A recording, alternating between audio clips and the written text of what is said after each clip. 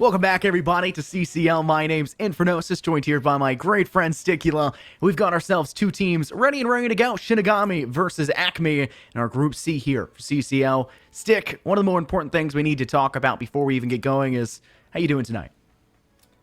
Oh, how nice of you. I'm doing pretty well. We have a good thing boiling down later in the show. We won't get you to that fact just yet. We'll kind of leave it up for surprise later. Let's go to the rosters, though. I have two good things going today. That other secret, as well as on one of these two rosters, I have a longtime friend of mine who I've been really waiting to cast. I've seen him go up and up in the ranks, but I've never gotten the opportunity to actually manage to broadcast him. Which team is it for? It's actually for ACME. So you know players on the up and up is what you're telling me right now. You know, I try to keep in touch there. I try to keep my my feelers out for all the different players that we've got across the ecosystem. What's that copy pasta? That's like, yeah, I know Brandon. That's what's name. I know them. I know their real name. We're close like that. We're cool. Isn't that the copy pasta that's like all over Twitch chat all the time? I'm pretty sure.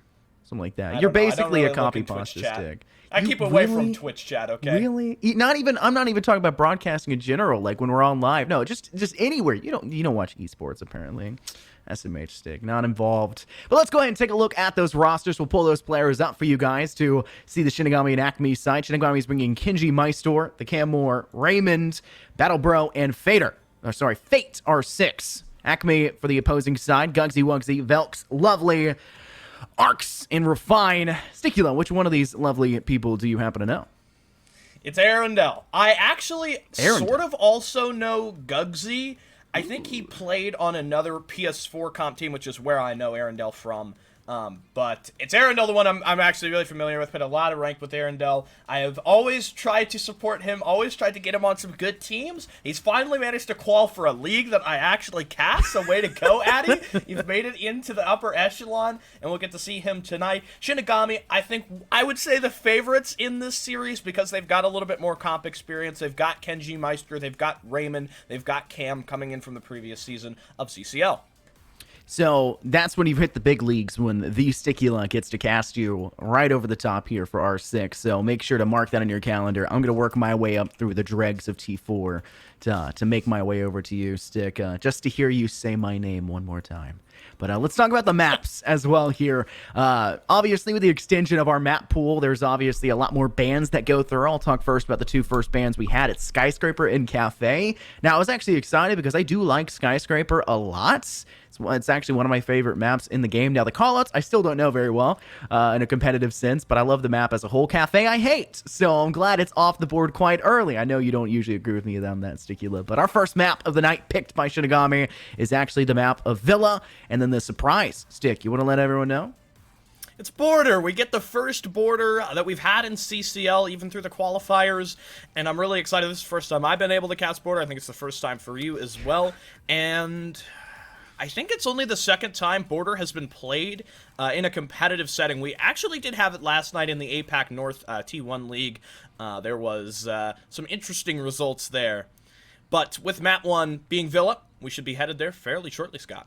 Yeah, we also have to keep in mind there's 3 maps. Now, whether we're seeing the third map or not, it's going to be up to the teams to keep this one close. But the bands afterwards, Chalet, Oregon, Bank, Theme Park. None too shocking. Theme Park is an old-style competitive map. Even I know that when I cast it, when that one still existed, shockingly enough. And then Clubhouse is our last map we're heading to, kind of leaving that one up for the T3, T4 special that it surely is. So somewhat standard beyond the Border pick. I'm super excited for that one. I know a couple of the callouts you don't agree with, and I will be calling them that at least once just to irk you in the slightest, to keep you on your toes here, Reese. Yeah, we had a little conversation. We had to get a practice run for the callouts for Mr. Infernosis to get him all ready. He can't have that big play-by-play moment if he doesn't know what area he's talking about. Behind desk, he's made his way into the site. Now shooting workshop. Oh my gosh. Oh, you're too much. Oh my goodness. We're gonna have a fun time, Reese. We'll keep it up. We'll keep it interesting. We will. for tonight, I feel like Shinigami do have some changes that they've done. It's not the same exact roster from Season 1. They were actually known as Swole Patrol. They didn't even assume the Shinigami name until just recently. They have a lot more comp experience. I think they're going to play a more measured game, if I had to place any guess on that, versus ACME, who might just do some random things.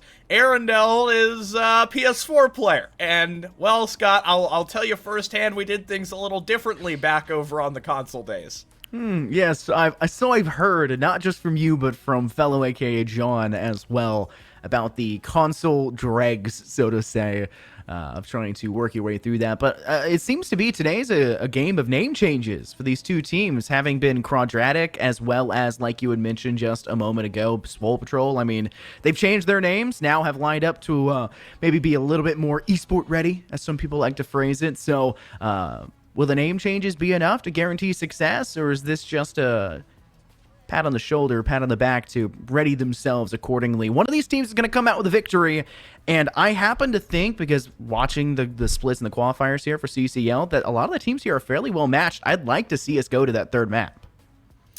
Yeah, I think a lot of people say that because you've got these rosters who were mainly put together for the qualifier. It's not like you've got, Joe Schmo's T3 team that's been playing all the leagues, because you need 3 Canadians. It's a Canadian majority system that we have here. It's new rosters coming together to play out in this competition. And some of those maybe haven't been practicing since we ended off for CCL. That was so many months ago, but we're already getting into the fun for this season as well. So in this broadcast tonight, I think Border is really the exciting one that we're going to look for. How has your experience been on Villa lately, though? So it depends on where you're talking about it. If you're talking about the out-of-collegiate scene, then Villa has been a lot of fun. It's been very interesting to see the new playstyles that go through when talking about the operator selection and the difference in the ban phase for collegiate, but a lot of Villa has come down to who's winning those tertiary objective sites, and that's kind of been the main complicating factor, because when you're talking about the go-to tertiary site of kitchen and dining, there's really only 3 mainstay strategies to pursue that objective whatsoever, and most teams still want to do the old tried and true, work the second floor and clear the floorboards to create the open floor plan. And I'm sorry to break it to you, it's not as solid as it used to be. A lot of teams, they don't really want to bring Pulse anymore, and that's totally fine, and I think it works better without having Pulse on the board, and you kind of have to adjust yourself beyond that, and I think teams are still kind of falling short in that regard, because you got to be ready for them attacking from above, attacking from Mimo, and just rushing through pantry and catching you off guard. All right, well, the game is finally ready, so less caster talky, more game actually being played. We'll get into the operator vetoes here. For Villa, we don't really get to go too crazy here, do we, Scott? We kind of get the same old, same old. We usually end with Thatcher. Maybe the second one could be Hibana? I'm not entirely certain. Oh, it's actually going to be Flores. How did I miss that one? Come on, Scott, you're supposed to fill me in here. I'm sorry, I was letting you have your moment there to talk. I was expecting Thatcher, then Flores. I was going to mention that once you, stopped talking about the first ban. That's typically what you see, not only just in collegiate, but also just in the T3, T4 scene, in the amateur scene. I'm still expecting Thatcher to be this secondary ban. Thatcher isn't a necessity ban on the map of Villa, but it is one that's really strong. And no, we'll get a big switch up here. Finka's off, and this actually isn't that odd of a ban considering the play amount and the play style that Finka allows for attacking teams to bring, having nades, having the adrenal surge, and just that ability to use those super strong primary weapons that she brings to her hands. That's a solid ban. Yeah, Finka is very oppressive operator in any sense. Here's the defender. It'll be Valkyrie. The offense, they can get a little funky, a little different. The defense, really, there's not many operators yet that are, oh, wow, this is crazy different from the norm that we usually get. It's almost always Valkyrie Mira. You mentioned John. I'll mention Chief. He does not like when teams ban Mira, because he says, according to him, you could just go below and pop open all the mirrors, which is a fair point, but also for other teams, you got roamers down there, and you need to get the vertical. Well, the roamers are going to stop you from doing so.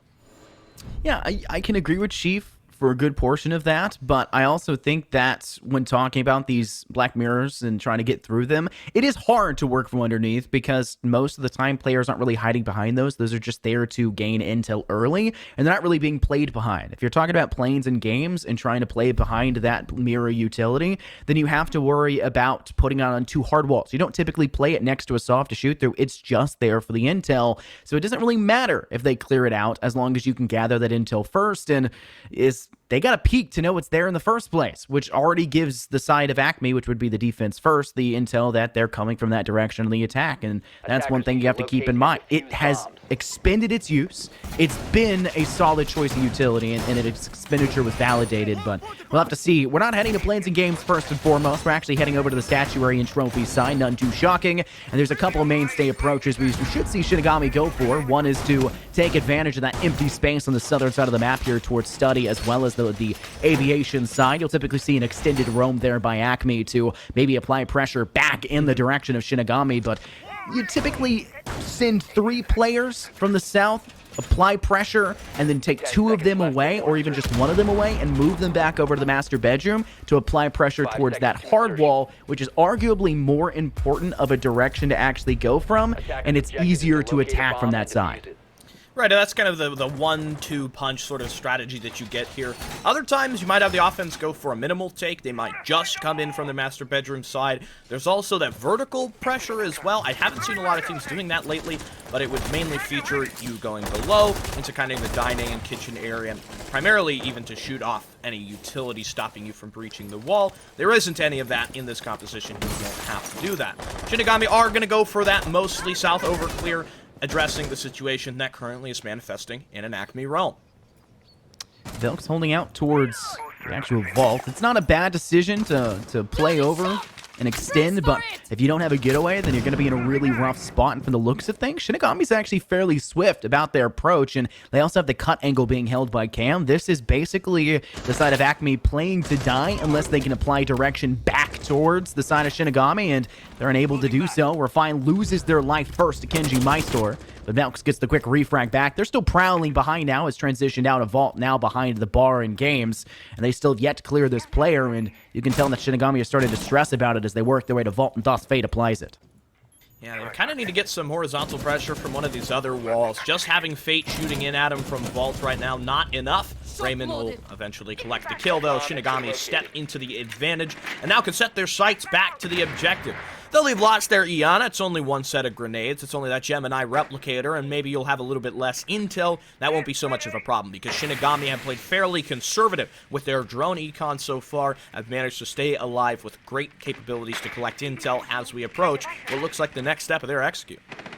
It's important to get that first frag because it allows for you to go on that even trade-off. Even if you do lose a player afterwards, you should still have the advantage because you're able to quickly retrade back, and they've been able to give themselves that man count advantage quite early, but unfortunately Cam loses the fight against Arundel, and Zion actually finds battle, now putting them in a bad spot. Shinigami quickly with the trade, though, as Raymond knocks the head off Arundel for that bit of a revenging kill, so to say. Now it just leaves Fate and Raymond in a 2-on-2. Unfortunate use of the impact does not manage to do much besides tag themselves quite a little bit.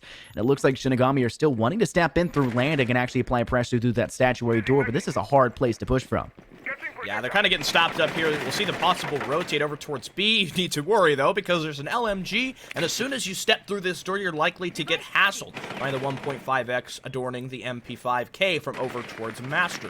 Fate's the first one to make his entryway. They've got a Z ping from that bulletproof camera. I like this rotate from the Sophia. Unfortunately, she pops up right into the crosshair. Raymond trying to apply a bit of split pressure. He runs in towards his target. However, the pre-fire will give his position away. It took a bit of a challenge there, but he does finally gun down the Wamai. Prone on the floor of Astro is the Maestro. He almost misses it, almost fouls it up there, but ACME have the first round. Nice little rhyme scheme you went for there. Avastro, the Maestro, you know, I like that. I enjoyed that quite a lot. Round 2, and obviously with defensive round victory, they still have a couple shortcomings they'll need to try to fix up and patch as they get through the rest of this one. In round 1, obviously a lot of problems with that extended roam they like to do, and when you head over to the Plains and Game side, you kind of switch it around. Instead, oh no, maybe we're heading living room and library. If we're talking about second floor, then you can obviously still have to extend over towards that trophy side and master bedroom, but that's not going to be the case. We're going to go to the tertiary of tertiary sites here, Stick. Heading down to the library side, and this is one that the second floor pressure is super sturdy, and if Shinigami can apply that danger from above, ACME can't sit still, and it creates a lot of problems for them to try to hold on to site with any level of safety. I certainly wouldn't have predicted that we would go to living room library. Generally, I guess you do get some more experimental teams, let's say in T3 competition, but living room library is kind of an area that people don't touch much, even with a 10-foot pole. The vertical, as you mentioned, it's very important to stay up above to open all those lines of sight, because as the attackers, it's so easy to just go for a direct take and get into the site. If you don't play the vertical extension, let's be frank, you're not winning this defense. And so we see with 3 players dedicated to holding up above, it's likely going to mean that Shinigami will need to apply some direct pressure here. The thing that I'm currently worrying about is going to be hard breaching. Generally, that's kind of how you win on this top floor objective. You need to clear out one of these walls. You need to get a different avenue, a different sight line, because ACME are going to try to play bunkered up. They're also going to play a little bit kind of off the hinge, because they know, okay, we need to win this top floor defense, and that doesn't mean just holding out forever here. We might have to stand up and get a kill. One of the big problems for playing this objective as well is it's kind of hard to transition back to the site after that extended roam has started to somewhat fall apart, and that's something that we're probably more than likely to see ACME fall into if Shinigami is able to collect themselves 1 or 2 kills here on the second floor. They've been fairly swift about it, and one of the more important factors will also just be the time that spot for ACME. If there's any pressure towards main stairwell on the south side of the map, then Shinigami essentially have a pincer, and they can just leave that south side player just kind of lying in wait for ACME to try and retreat away from the situation, and they'll be cut down on that escape, kind of isolating and leaving these defensive players in an island. And we can already see them kind of feeling a little bit of that pressure, as you'll see the quick roam around as Gugsy will try to separate themselves and head to main stairs already, now being able to take a step back and lean into that lamplight corner to maybe take anyone that tries to peruse their way down Classical Hall. It looks like Fate may be the first person to fall into that. Kenji on a little bit of a kind of sneaky cut here as he steps in towards Piano, has Jaeger over by Art Studio. The German operator, I don't think quite aware of the move Ian is making. Cam is the opening casualty. Refine on terribly low HP. Must have heard the audio cue now. I wouldn't have reloaded there. That was risky by Kenji. The Jaeger still has not sprung his trap, though. Realizes he's on very low HP. He kind of has to play this one a little smart. A defender able to cross the hallway. The Jaeger still lies in wait. There's the mute. Tries for the contest. Kenji falls back, though. In the meanwhile, the trade out of the Zofia 4v4. Think about that Skylight Hall is now under control for the Shinigami side with Kenji's rotation back. It's not a lot of control that can be garnered for an attacking team from there, but it's the pressure that eventually starts to add up, and unfortunately for Kenji, all of that pressure and control now killed off, just as they have been with Revine finding it. There's 2 players low for the ACME side, but still 3 ready to defend. 2 Toxic Babes still in the back pocket here of Arendelle, and you'll have to see whether or not Battle can take control over the Red Stair Hall and Skylight Hall as well, as we talked about previously with Kenji playing from there, and they'll eventually go for that refrag, trading it back out, managing to find Refine. A 3 versus 2 situation. Shinigami have the man advantage, something they've been able to keep control over, but we saw how it started to fall apart towards the end there. They're breaking open the walls now to step their way through. They've given themselves some semblance of spacing, but Arendelle still working within the vault. Gugsy gets a nice trade on to Fate. The shotgun does not find the target necessary. Raymond finds the kill, and they'll pursue the second, finding Gugsy on top, and they'll send themselves to their first round win here in round 2. Yeah, the smoke maybe, he got a little bit too big for his britches there, tried to step up with the shotgun, and the hip fire did about nothing to the player vaulting over, except for anger them even furthermore.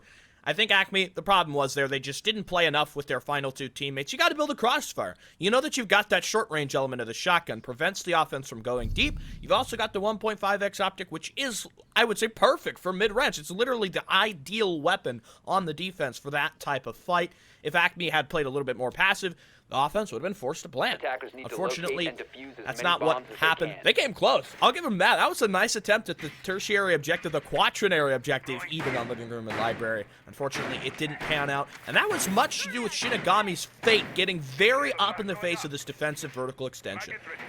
Fate has been kind of the key forefront player for the side of Shinigami on the attack in both rounds, kind of leading the fray, and you would expect that out of your main entry player to apply that pressure a little bit more effectively than, say, I don't know, your Nomad in the back line, but Fate's been going above and beyond, and that's a very important factor. We'll have to see if that works now, again, as we head over to what is considered now our secondary objective, the Plains and Game side, and I talked about the extension there we saw for the trophy and statuary objective. We still need to see that extension kind of be brought forward by ACME once again here, but kind of opposite, kind of like an opposite day scenario. Stick, what actually day does opposite day go out? I'll skip that point. Kind of getting away off track there for a moment, but we saw Shinigami did a great job of actually clearing that roam game early, early. The issue is they couldn't actually finish the capitalization onto sight, and that's Shinigami's biggest weakness. They did it on that last round because it was a poor objective and because they used tempo, but I don't know if it's going to work on an objective that's easier to defend like this one. You've got that two-player option spread over here by Statue and Trophy. Gugsy kind of taken a couple fights so far. Hasn't been too keen to give this up straight from the gun. He'll start to fall back. That's the cue for the Aruni to give it up as well. A little bit of time, a little bit of drones, a little bit of patience there by Shinigami. Not to push forward, push through it. They know the defense eventually will fall off. Kenji will likely confirm the fact that the defenders have given up on this idea with his replicator as well as anything furthermore. But you've also got the Jaeger playing for a red hole. I would actually be surprised to see ACME play this strategy. This is something you're going to get out of teams. Maybe they've got a little bit more of a developed strat book. We saw this first by Team Empire in located by attackers. I think it was the November 2021 major that they played this strat. And basically, idea is you just play somebody here on the top of the red stairs. That way you can't move down 90. How are you going to execute on the site when you can't even get there in the first place? And that really cuts down and kind of cripples the Achilles tendon of Shinigami, because Fate's tempo that they were bringing previously now is essentially cut short. They can't really provide as much bravado as they're having to constantly watch their rear. They'll have to send two players to the direction to maybe try to funnel Velks out from the spot he's lying within, but they do have a player working from Skylight Hall. They're going to swing quickly, but the head's lopped clean off their shoulders. Kanji falls short. Velks still doing a great job in this position.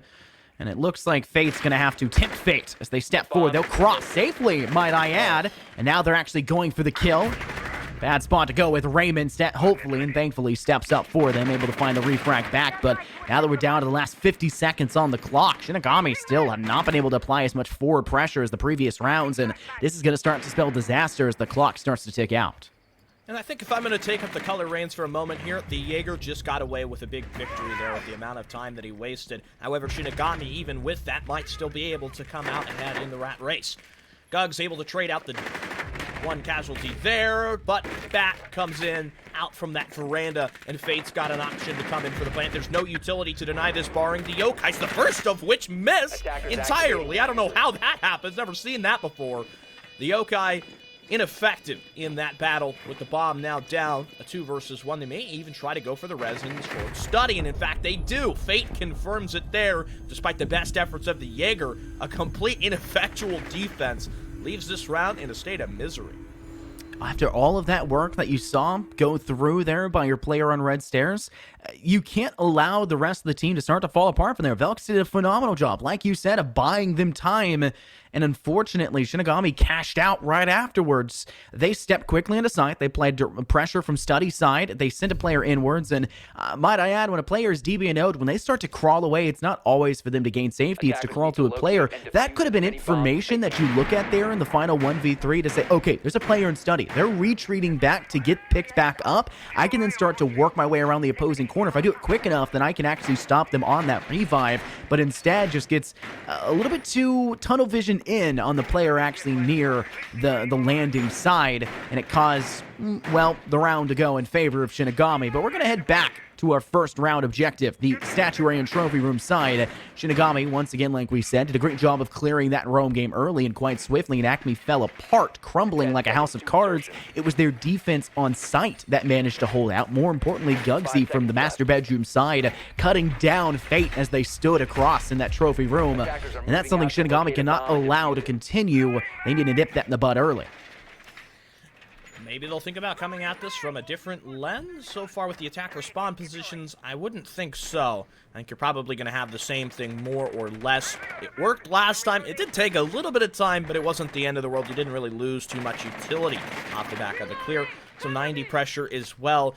We talked about last time, you have to prevent the rotation here. You mainly do that from 90 window as well as the boar window. Cam, though, he lops off the my. Down goes the Jaeger as well. ACME, this roam going absolutely nowhere so far. And the Aruni now essentially caught out on an island inside the hunting vault. And he isolated an individual like this, and this is the same problem ACME had in round 1. This is something that Shinigami have been so strong with. They are not allowing individuals to stop them for too much longer. The only person we've seen do it for a good enough time has been Velks, and it's the same person we're seeing time in and time out, tempting Fate, and Fate will eventually bite back, but it's been a little bit too late, as unfortunately for them, Cam loses the fight first, perusing down Glasgow Hall and trying to peek through door. I know it's a 4v2, and Shinigami handily in the advantage, but we saw Zion in round 1 do a great job of finishing off the last player of Kenji.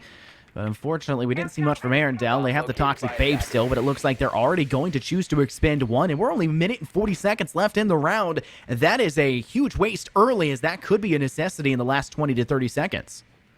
I suppose it's more of a mental thing there. You just kind of want the attackers off your back. You're going to do anything to stop that. The drones have to be a bit frustrating for them at this point. This all in the position at Lady will be so helpful. There's the Iata, but no, she wins the battle. And now Arendelle, having only put together 1 kill this game, under an immense amount of pressure. He gets 1. He goes for the jump off sides. Manages to get below. Kenji, I don't think aware of this. He'll recover the diffuser and try for this plant.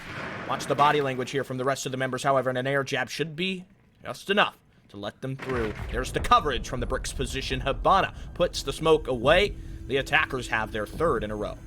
It's a good place to be in as well. This half needs to be guaranteed at the very least to be positive for you. You've now broken even at the very least, so maybe they can choose to stride ahead. And this is a map of Villa that is very even, typically seeing 4-2s, nothing really like 5-1s on this map. It's fairly rare, and if you do see it, it would typically be in the defensive favored. This isn't like Clubhouse, that typically starts to drop towards the attack in recent times because of the danger of Maverick on that CCTV hardwall. This is Villa, a map that's considered the tried and true T3, T4. This is the quintessential map in recent times. It almost shows up more than Oregon does. And seeing a team struggle on the defense of this map may spell disaster as the rounds continue to unfold, but they'll choose to not go back towards the quaternary objective as you previously just coined it, and instead head to, which you may know this, my favorite objective in all of Rainbow Six Siege, the dining and kitchen site. What makes dining such a favorable objective for you? I love that you asked that question here, Reese. I will tell you why. This objective is so reminiscent of the older styled Year 1, Year 2 R6 objectives. You're playing pulses, you're playing castles, you're playing mutes, you're playing smokes, you're playing a lot of the Year 1, Year 2 operators to play on the defense. And I love seeing that. It's not always about the newest and coolest gadget, who's got the newest tech to come out. It's really just, we're down back to the basics, watch the floor above, watch the verticality, don't let them rush you, hold on sight, and I love that. Even if some people find it to be a little bit of a tedious objective to pursue and defend, I still feel like it gives me such a nostalgic vibe. It's about those strategic fundamentals, right? The way that we all got started in this game. I would say my favorite objectives probably, I don't know if I really have one. Maybe some on Oregon. I'm an Oregon native. I like the map. It's got a good way that it plays. Top floor pressure coming in from Shinigami. Not really going to experience anything on this statue side. Oh, Kenji opts right in. He's got a possible opponent over by that AV area. Kenji will get away before I believe the Jaeger makes his main appearance. Refine not having the greatest game so far. You could say that's a reason why things haven't been so comfortable for the rest of the ACME members.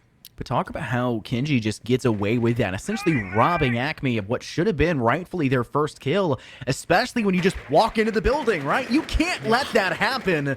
ACME needed to dive on that, and I get it, they don't know that it's there, but that cannot be allowed. Shinigami have confidence, and they are just scoundreling their way through this map, and it looks too comfortable for them, and that's one of the games of playing an esport, playing R6.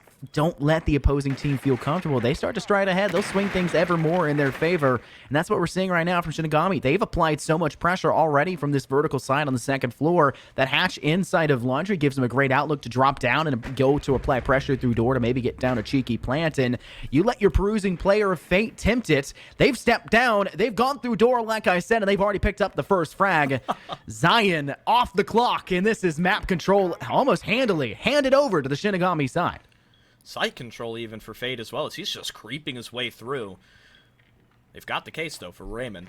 Just about when you can get this down. The problem being here, if this bulletproof camera is not in a good enough spot, you're simply going to have no intel to know the plant's coming down. In fact, it is completed. Arundel on a tiny amount of HP. The alibi, nowhere to be seen at the moment. She's taken a little hassle, a little bruise over by the living room area, not able to quickly traverse the map to get back to her teammate to try to support or even make this a little possible. Arundel goes down again, has just been sat back on the site with no help from the rest of his team and pummeled into the dirt. The alibi's only got 20 seconds left. To me, Scott, it's clear where this round is going. It is most definitely Battle playing behind the statue, and that's all she wrote for that round. We have guaranteed not just a breakneck even half now for the Shinigami side. They're going highly positive. At the very least, 4-2, a possible 5-1. That was a very solid round for them. I want to kind of... I know you may not get this. I don't know how much of a sport person you were, but this may be kind of something. American football, the quarterback can't kind of sit in the pocket if his O-line refuses to defend him, right? And that's what we saw there for ACME. They had no defensive line. Their quarterbacks on site, the ones they were leaving anchored, like Arundel, left out to dry. You mentioned it, saying there was no one there to assist them whatsoever. That's definitely the case. Sacked and sent out of that round to be relegated back to cam duty. That cannot be allowed. ACME needs to set their defense up to work in tandem with their teammates. It's not a game of individuals. You're isolating yourself too much, and Shinigami is just letting it happen and then pouncing accordingly. And I do appreciate the football reference. That's about the one sport where I can go toe-to-toe. I think ACME so far, to match you here, have made some decent gains in terms of yardage. They have not really been able to get close to the red zone much, though, aside from their single victory on trophy and stat. I would call that an interception, though, because Shinigami was in the red zone the entire time. They just stole it at the last second, right? That's an interception. They pick-sixed that. That's a good one. I love you for that. We've got ourselves. We're bringing out football references. We'll throw it out. We'll go to another sport. I don't know hockey. I don't know baseball. I don't know any other sport, actually. I'm lying. I can't bring up any lines. A home run. That's all I know. Sorry. What's Jaeger doing in the basement? Perusing, hanging out. Why are you being so judgy? He needs to sort of help his team. I mean, we need to get... I appreciate they've swapped Refine to the Wamine now. But they kind of need to get somebody else active here. And there you go. It's the alibi. Guns down Kenji, who tried solo pushing up the stairs. That's kind of weird. Yeah, it kind of is, but so is the defense right now from ACME. I'm not really understanding why they're placing and positioning themselves in the way they are. I get it, Refine's playing in the first floor.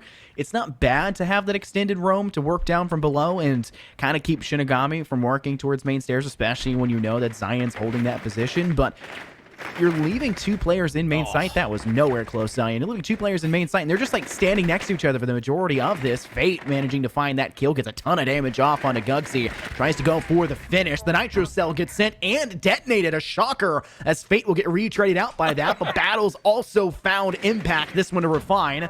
And Fate's very confused about that. So was I. He was dead, obviously. But it's a 3v2, and Shinigami once again with the advantage, and it forces Velx and Arundel to sit pretty on site. Arundel doesn't even have that smoke utility to assist him in this late sort of anchor position that he did last time. Already used those impact grenades to create the rotates.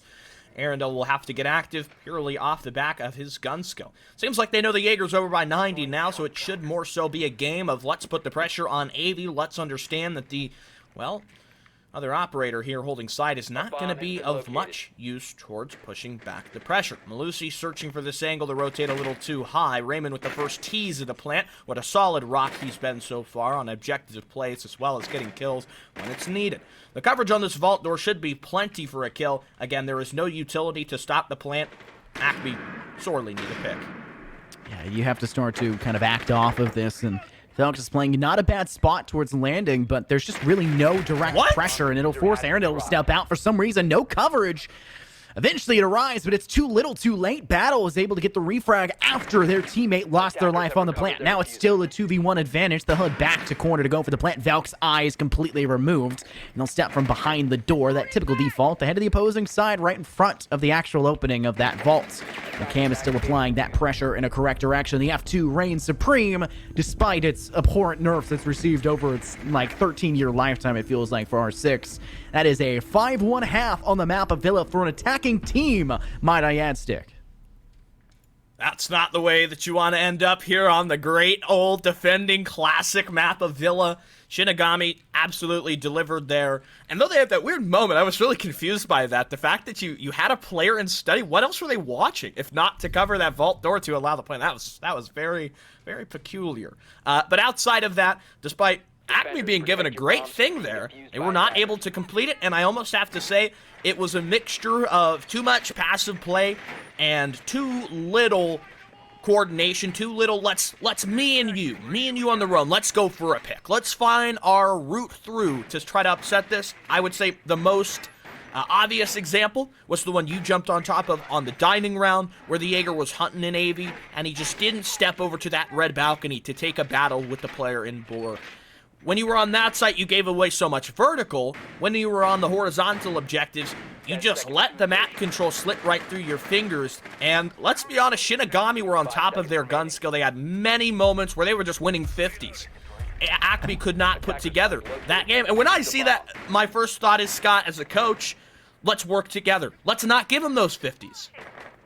I think a lot of what Shinigami were doing was they would kind of use their drones. I get that's an oddity in R6 for a lot of amateur teams, but they religiously use their drones. Sticula, we noticed for a good 45 seconds, almost everyone's kind of doing that drone clear and working in tandem with that entry player, and Shinigami used all that intel so accurately that it just caused a lot of problems for that extended roam. It wasn't just Shinigami rushing in, just to kind of run in. They were rushing in where they knew there was a weak link, where there was a gap in the armor, so to say, of the ACME defense, and they acted accordingly and set themselves up in such a way that it was impossible for ACME to recover from, and they've already started to kind of deal that damage early. First frag did fall for Shinigami's favor onto Gugsy Wugs. They're moving their IQ, an important player for the actual destruction of the defensive utility, but it gets fragged back in return. They lose Kinji. They lose their Thunderbird, and that's a powerful weapon to have.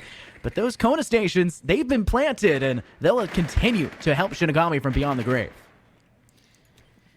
It might also be worth noting the fact that you've lost the C4 here as well if you got some kind of objective play, which honestly right now I'm sort of doubting. We've seen the way that ACME have played. It's been fairly spread apart. They've done kind of individual things here or there. They've now lost the Zofia.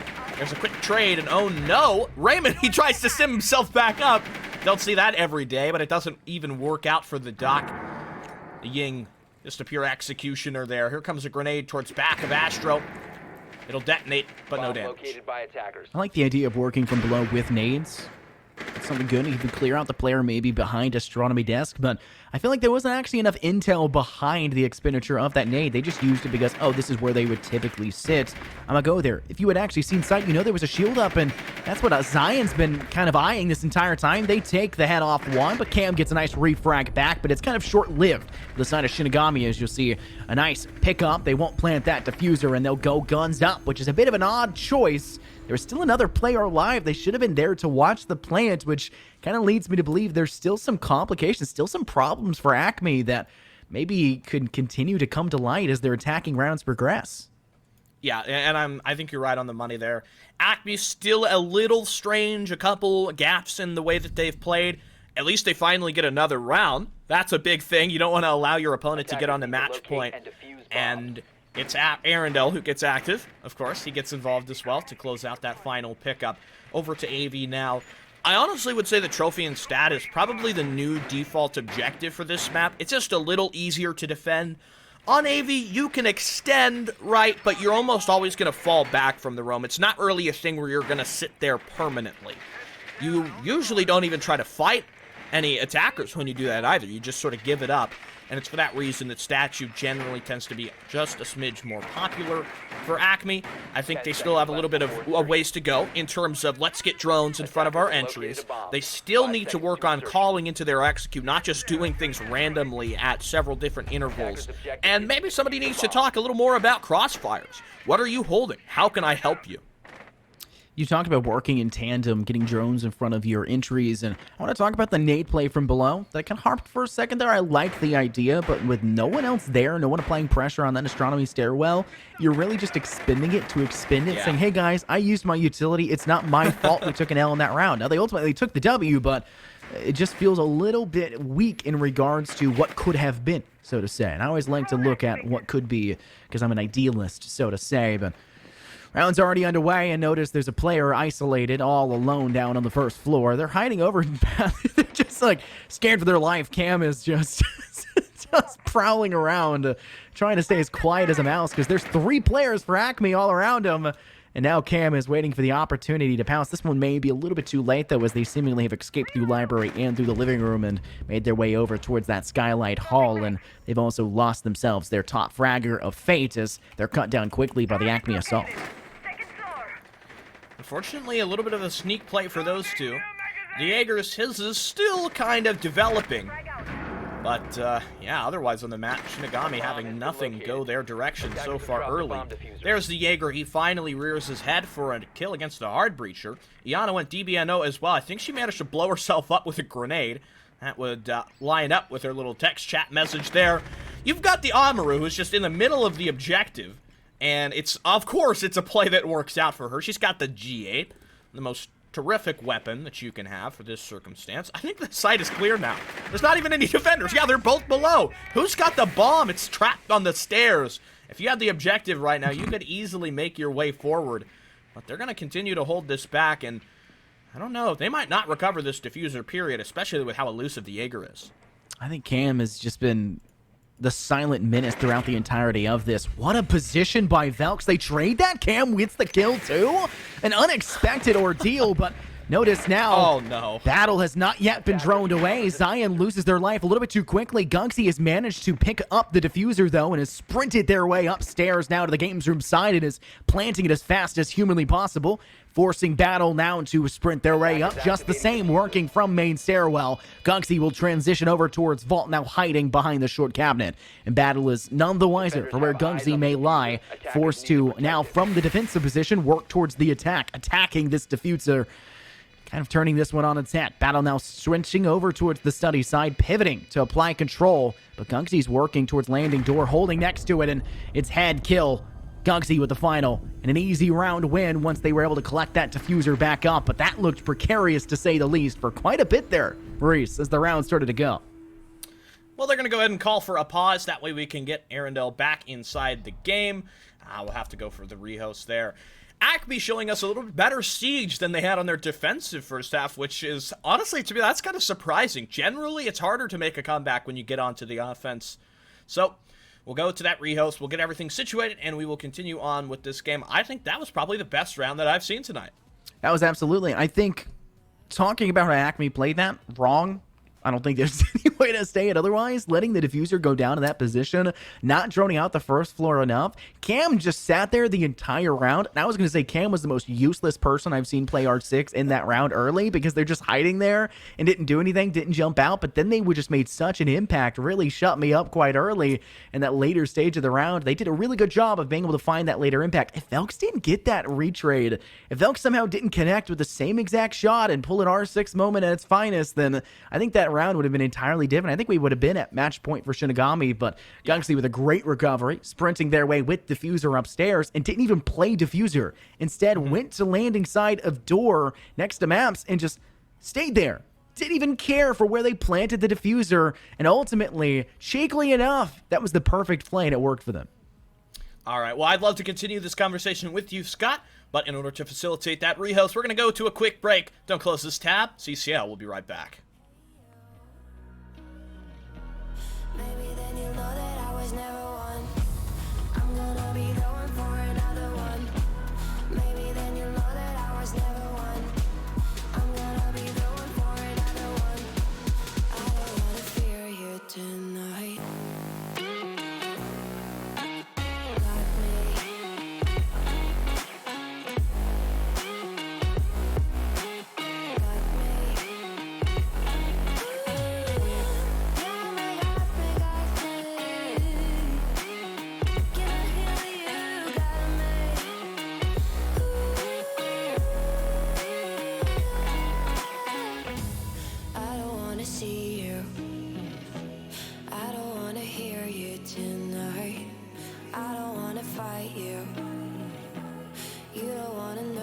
I feel alright.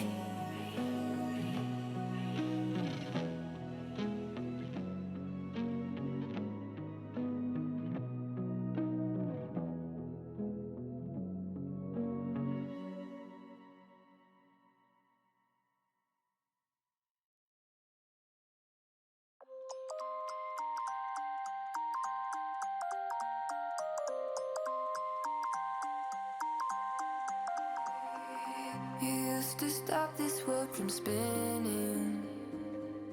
Like Superman, you were the only one to find the strength in all that I was dealing with. This life like kryptonite. And if you keep me close, every minute in this hourglass you hold. Oh, oh, oh, and when I fall too deep, will you be there when I wait to save me? A superhero in this.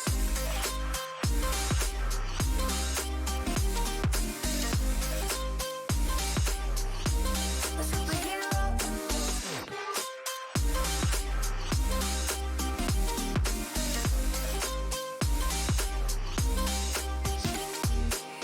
You called my soul when I was falling. You moved the clouds to stop me from hitting the ground. In every goal there was a meaning. For this love ain't kryptonite. And if you keep me close, every minute in this hourglass you hold. Oh, oh, oh, and when I fall too deep, will you be there when I wait to save me? A superhero in your sleep.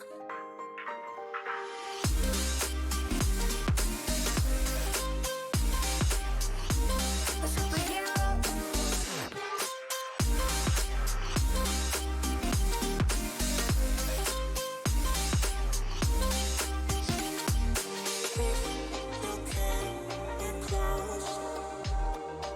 Oh, oh, and when I fall too deep, will you be there when I wait to save me?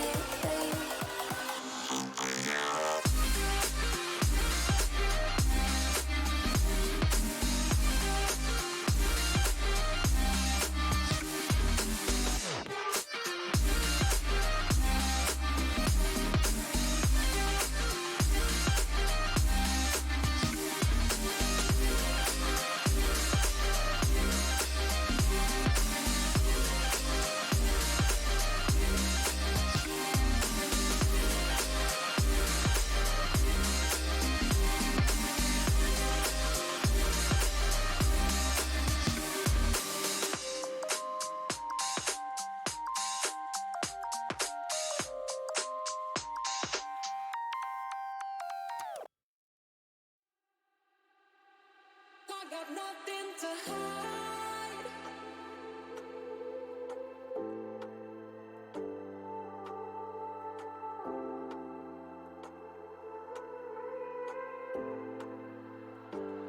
I got nothing to hide.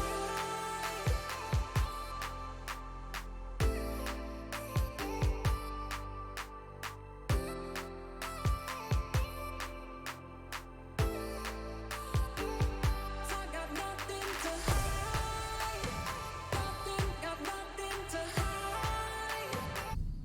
Sorry for the somewhat extended break there, everybody. We had to fix things back up. We're back and ready to go, as we'll see the return, maybe, of ACME to continue on their triumphancy. It's 5-3, despite the 5-1 half we saw go underway for Shinigami. But think about this. There's a lot of leeway still for Shinigami to make some mistakes. The mistakes they have made, though obvious recovery has been available. We are seeing my favorite objective in the name of R6.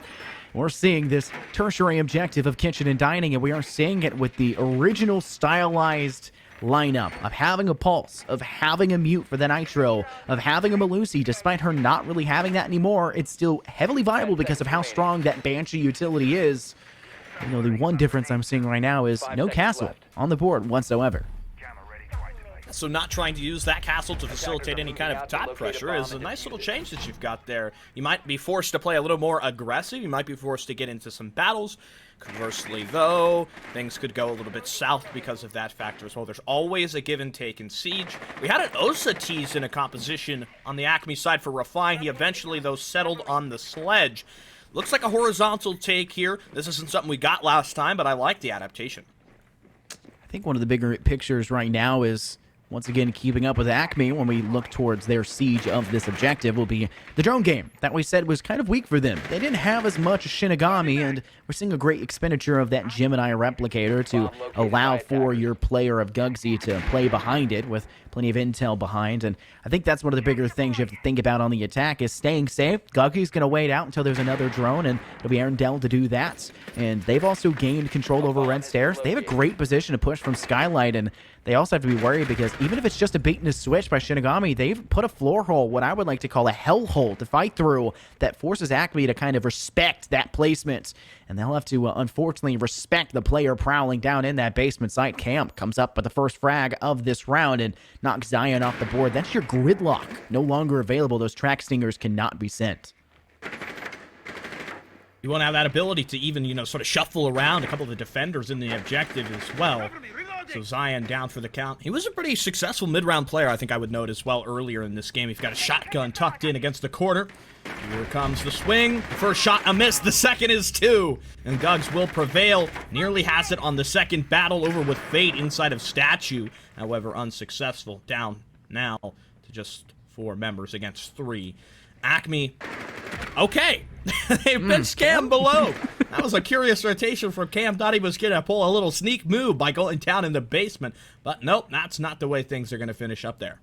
This is not where you want to see Shinigami kind of tossing away. Cam saying spooked me. I have to agree, that would have scared me too. Notice now Refine has been quite strong in their prowl towards the basement site. It's not really being the roam clear player, doing probably the most effective roam clear we've seen today. Bar maybe Shinigami's attacking side. They managed to clear 2. Looks like a possibility for a third, but Kenji steps up tremendously, takes off Refine, knocks another one out of Arendelle, and now leaves only Velks left standing, and Velks has been quite a clutch player for the side of ACME. 2 nades in the pocket, plenty of utility to work with, and a Gemini replicator to continue to facilitate that necessary information game. The problem is there's no real great point of entry, and we'll have to push their way over towards the Memo side, and they're making a lot of noise through that barbed wire. Velks in a precarious spot. They can easily be taken out by either player despite their HB kind of being on the low side. First sightlight given, and Fate's falled, but guess what? Kenji was left unseen, and they'll pick up for the refrag. Didn't expect there to be 2 players on the left. That could have very well been doable. Unfortunately, it's not, and things go to match point now for Shinigami, at least for the first map. We still have that good thing left brewing, Border, the second map, when we eventually will get to it.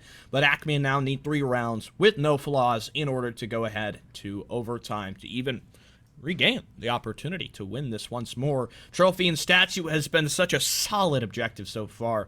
And ACME, this is the one they had managed to prove.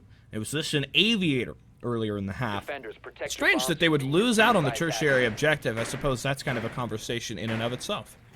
It's interesting. I like that tertiary objective because I view personally as somewhat easy to defend as long as you prepare yourself accordingly, and a lot of the preparation goes on away from the site with that extended roam, with the presence on the second floor, and leaving a player down to prowl in the basements. Another great way to go about it. And Cam's early kill definitely set them up. Zion is definitely a clutch player. It was definitely more impactful in the middle stages of those rounds like you mentioned, and cutting that down early made it a lot easier for the Shinigami side to kind of rest back on their haunches, and unfortunately they rested a little bit too quickly, and that allowed for Refine to step up and find 2 kills quite quickly themselves. But I want to point out something for the Shinigami defense. In that round, they really had to rely on one player to step up and pick up frags. They baited out the secondary player as well.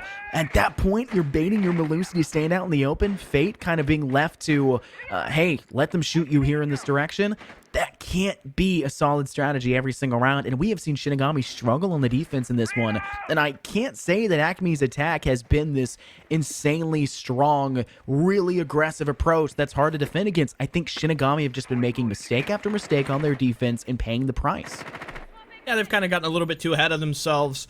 Realistically here, Shinigami played like they understood everything when it was earlier in the first half. Flashbang in, a lot of pressure on this Mozzie inside 90, but Fate not yet eliminated. A second stun. Arendelle continues to try for this player, but he needs some support from his teammates, because at this moment, you're really not going to be able to do anything against the Mozzie. And it's a fruitless affair. Raymond has the opener, a C4 tossed below. It's only Raymond's not successful. Gugs was on the Blackbeard, an operator that really doesn't help him out at all. Fade eventually loses their life. Unfortunate to see, despite the battle of attrition they had earlier just a moment ago and getting cut down quite afterwards, so quickly afterwards. Sorry of just trying to step away from that spot. Not what you want to see, but tied 4-4, something that ACME is really liking to see themselves. When we're talking about this trophy and statuary objective, it's quite difficult to maintain safety on the southern side of the map, and Shinigami, they still have the roam game here, but ACME is doing a phenomenal job of systematically, slowly but surely dismantling all of the opposition on that side of the map. Another kill garnered for them as they remove Kenji. And like I mentioned earlier, that is a solid weapon that the defense can bring to the table. However, you've still yet, like I mentioned, to remove that roam clear, and it is probably the most extended we've seen so far. He's down a library. A drone easily spots them away, but they've already managed to find that frag, and tying is at 3-3, and Zion may not be able to find the frag as well, but Raymond falls short, and it will in fact drop to the ACME side. To be that LMG, which delivers back the man advantage to ACME as they look to execute onto Astro in the 50-second environment. Starting to move up from the staircase, the smoke Debia note, he's caught through the vert hole, and Cam is left to try to defend against it. He's got drones, he's got distractions, and he's not got a lot of help in this circumstance. Continues to try to play from split, and he does ice out Refine. Still 2 opponents left to go. No utility in terms of Candelas from the Ying. That won't even matter. ACME are able to collect upon it and drop the distance to just 2 rounds. I feel like the main entire point of the defense right now for Shinigami is roam everyone. Roam everyone. Every single player at some point should step off of that objective and go somewhere else. We don't care where it is, really. Prowl around, go hide in the bathroom for a minute and a half like we saw the player of Cam do there in round 7. It feels like Shinigami's strategy is relying on having that roam be successful. If that roam is not successful, and I mean in a dramatic way, because ACME has been recovering after losing first frag quite a few times already, if their roam game isn't the end-all be-all, they have nothing. Their defense on site falls apart. It's like wet paper. As you say, oh, well, you know, it sticks to the wall really well. It must be good at something else. Except it's not. You try to take it off, and it's just gone, dismantled, torn apart, just basically gets obliterated by ACME's attack, and it doesn't even feel like that much pressure is being applied by them. They lose a cup on the entry. They're fine with that. They adapt despite that operator loss, that man count loss, and they just stride ahead, and Shinigami are faltering at every corner. They have to be wary. I think they need to switch up to a bit more of a steadfast defense of holding on side and actually playing the game maybe the way it's usually intended to be, because this roam just isn't really as much as it should be.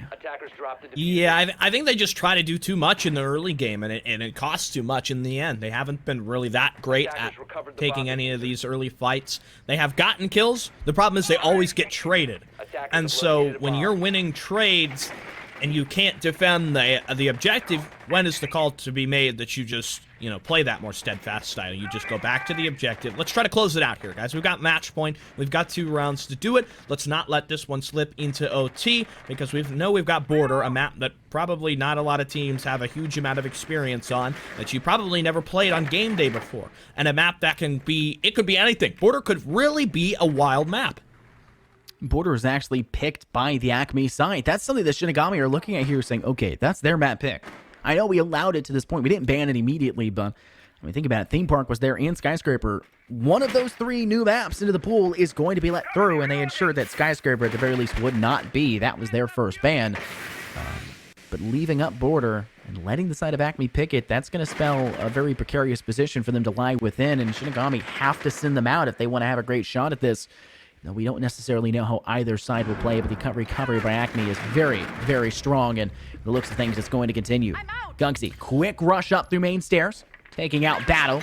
Zion clutches up elsewhere in Classical Hall to find one more. Unfortunately, Cam gets the refrag, but off-screen, Velks managing to find one of their own, and Gunksy finds their second in this round, and Velks finds their second as well. An easy round for ACME, and it really just took them to lie in wait for the first minutes, and then catch them all on their perusing outside of that objective. That's something Shinigami should not be allowing. That was just brutal. That was just like dominoes that fell. No element of Shinigami being able to play together. A smoke, prone, top main, no help from the rest of his team. A Jaeger on 90, traded the smoke. What did he do other than that? Nothing. Because he faced an overwhelming wave of pressure. In this first week's game, ACME are on a bit of a comeback. They got devastated in the first half, And I guess we're just having an attacker-sided villa. I love to just be able to just chalk it up to that. There we go. Woohoo!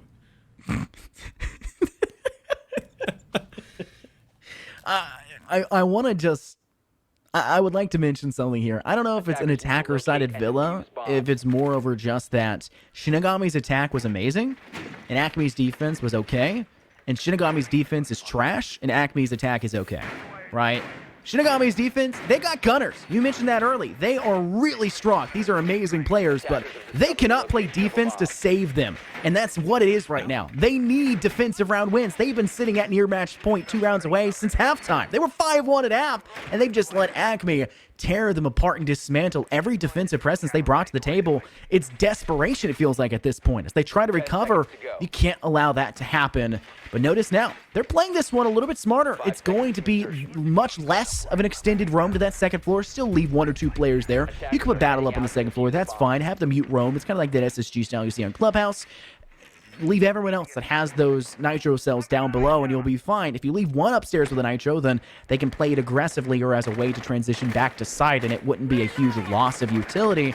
But Shinigami needs to be wary because ACME isn't a team that plays the same strategy every round. They change things up, and they might not play that second floor at all here, as we can already see them applying that larger room push, and Zion's trying to make sure there's a safety net to step through it. Well, I suppose to play devil's advocate, it was his dining room objective, the only one that Shinigami have been able to collect so far in this second half. And maybe that's because it kind of prompts you to play a little bit more anchor style. You can't really do anything beyond that. You have to play, you need to hold the site, because last time, even furthermore, actually in the first half, you'll remember that Shinigami round where they just walked in, and where Arendelle was sort of just put inside kitchen, and he had a lot of things he needed to do, and none of them were successful. They're going to look to that C4 game to get it started early. You've got the counter pick, though, from the IQ.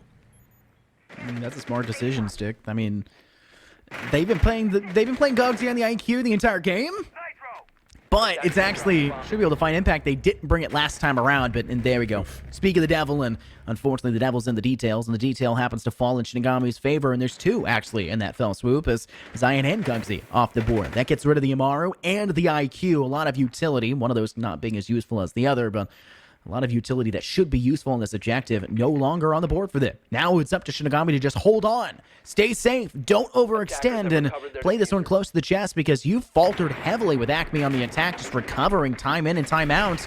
They can't let that continue, and they're doing a great job of burying them even deeper with a nice shot by Fate with a Vector to the head of Velks.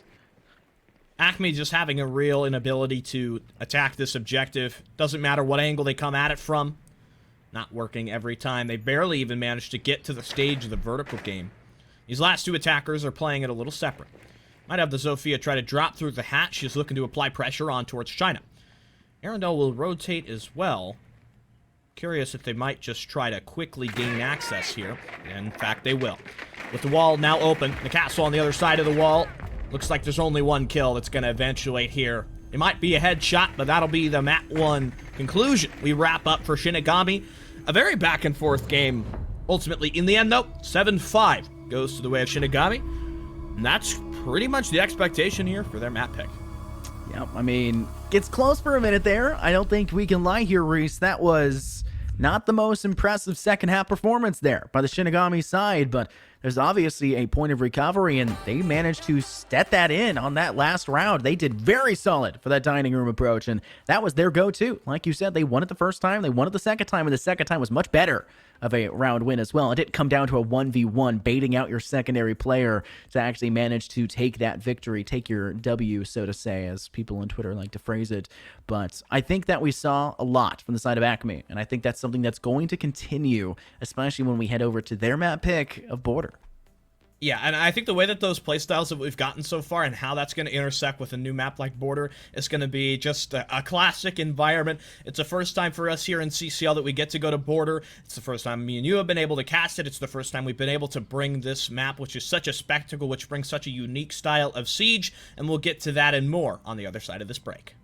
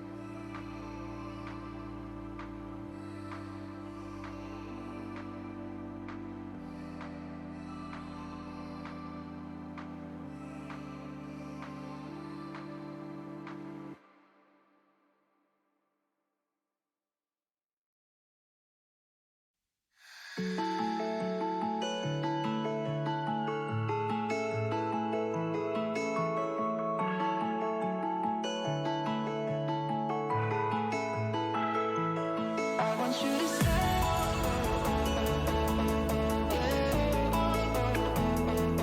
I want you to stay.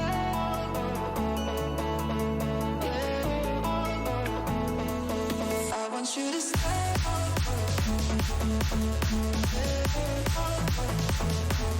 I want you to stay.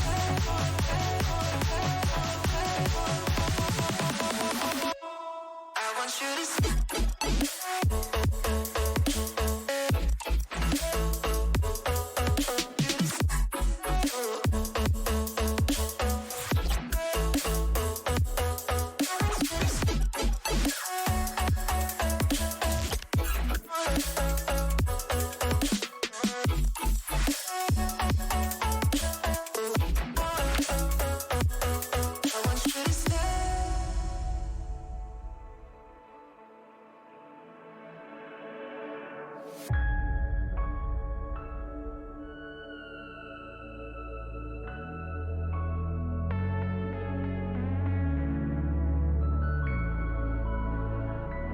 I want you to stay. I want you to stay.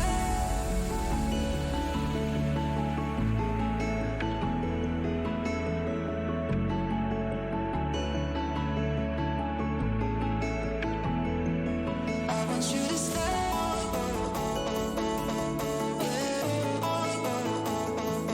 I want you to stay.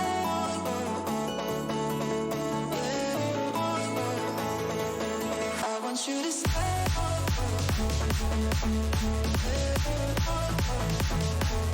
I want you to stay.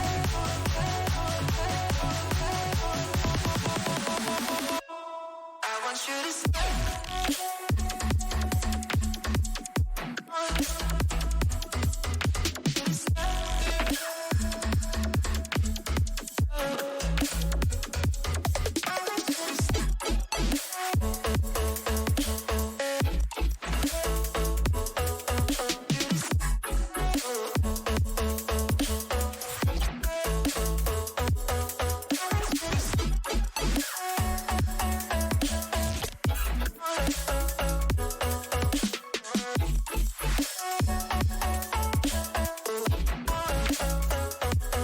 I want you to stay.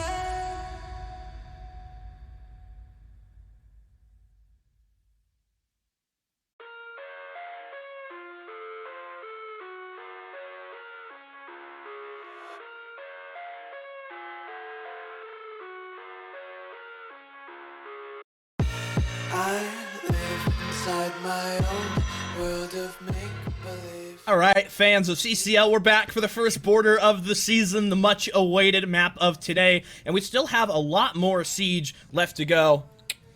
For Scott, what are we doing here, man? Hopefully casting R6. I thought that's what I was brought on for, but I also cast other games too. You can find me over on... You're the worst. Yeah, we're doing Border, a map that I've never casted before. Another review, you said we haven't seen very much of it. I have casted Border. I lied. I'm so sorry. Right? I casted old Border before the rework. It was a really long time ago, though. Yeah, that doesn't count. Get wrecked. Like, reworks, it's a different map, bro. It's an entirely different map. Get over yourself, all right? New map, new me. So I'm going to have to read out the call-outs as we go through this one to do it. And I got one that's in my head. It's Lane. I remember where that one is. I know that there's Corner. That one's a good one as well. There's some good call-outs for this map. We'll make sure to try and flex our vocabulary, our vernacular throughout this one to get you guys going. But ACME's map pick, might I add. And Shinigami managed to unfortunately keep it a close game on map 1, despite them having the 5-1 halftime lead. But they take the W, and they could send us out in a 2-0 fashion. But with this not being their map pick, I think ACME may be favored, especially with the recovery they brought forward to map's 1 ending. Yeah, especially when you're going to Border and you've got Gugs and you've got Arundel, you've got that console energy on a map like Border. You really need that. It was missing on Villa, that kind of defensive, let's go skirmish, let's go fight the attackers. Border, you really need that because it's all about map control. Honestly, there's some areas on Border where you lose an area of control, you've just lost the round. It's just like, guilty. you're gone. You've lost it, especially for the vert, because you're going to have Sledge, you're going to have Buck, you're going to have all that pressure coming down on you. You lose one crucial area, and it's just like, guys, next round, let's go. So what do you think our agent's veto phase is going to look like? You're really pushing me now with the agent veto. I know. I honestly, I think you're probably going to get Thatcher. You could have Flores. This might be reaching. We could have Buck. I would look out for maybe to get Buck here as well, just because the vertical is crazy. Defenders, Valkyrie is just, she's good on every map, but border is so small that any intel can be a kill. Who else would join her? I don't know. What do you think? Mira? Cade? Mira's not bad, but I feel like she would be heavily underutilized on these objectives. Like, I can't imagine any place where she's like the go-to pick. Kaid would probably be a big one because hatch control is very important on this map, especially considering the placement for these hatches. So I would argue Kaid would be a pretty big pick. So maybe necessitating that veto would be a smart idea for a lot of attacking teams to face off. Maybe. I don't know. But we can ask all these questions and ponder as much as we want, but we don't really know what they want to do until they do it. So we'll take a look here. See, actually, with ACME banning first on the attack, allowing Shinigami to get their 2 in a row. We'll see what they pick off first. Probably will be a Thatcher at some point, but yeah, there we go. First one to go down. Thinking about this match in terms of who I expect to come out on top, I like ACME here because of the previously mentioned ability to frag and play a little crazy. Shinigami could deliver a little bit more patience. They start on the attack, which is where they were most profitable earlier. There's that Finka that we had banned on the previous map as well. So you get rid of an LMG, you get rid of a big entry operator. The entry is what makes or break this, and the entry allows you to take that map control, which gets you to the vertical.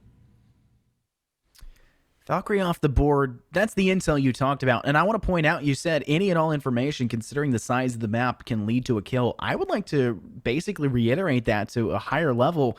These corners, these halls are tight. They are very constricted, and that pressure that gets felt not just by the opposition on the defense when you're trying to roam clear and just play through the map as an attack, it's also felt by the fact that it feels like the walls are caving in on you. It's almost claustrophobic in a lot of these ways, and that's why a lot of teams do like to play still outside, try to make control over those balconies to try and play these windows, and maybe that's the right way. Apparently Mira is valid enough that we see ACME opt to ban it out. I don't think that's a bad decision, but I do think that there maybe is a better operator ban. But for the attacking side, Lion, Twitch, Lion's not a bad choice as considering how constricted the halls can be, but you gotta have enough nade presence, I would say, in the attack to really warrant the pick there.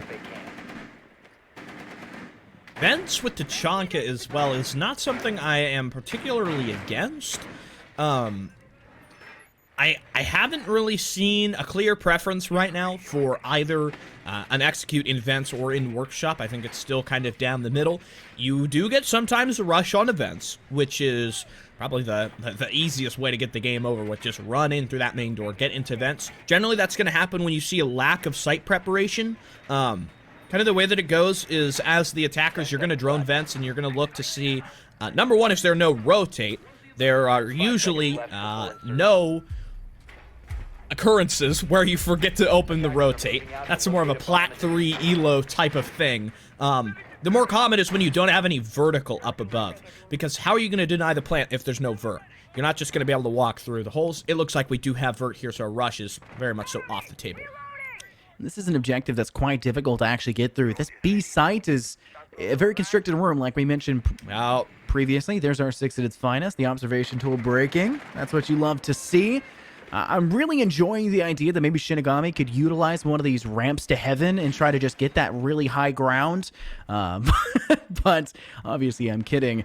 I think for Shinigami, the A site would be their recommended avenue to step through. The B site can be somewhat safe as long as you can cover your planter, but it's so precarious to try to gain any sort of position of dominance from there, and there's too many outlines from above that create complications for the defense. But speaking of that defense, they are having no problem whatsoever picking apart the Shinigami assault, as they've already taken down 2, and Raymond is a sneeze away from losing their own life, and quite respect.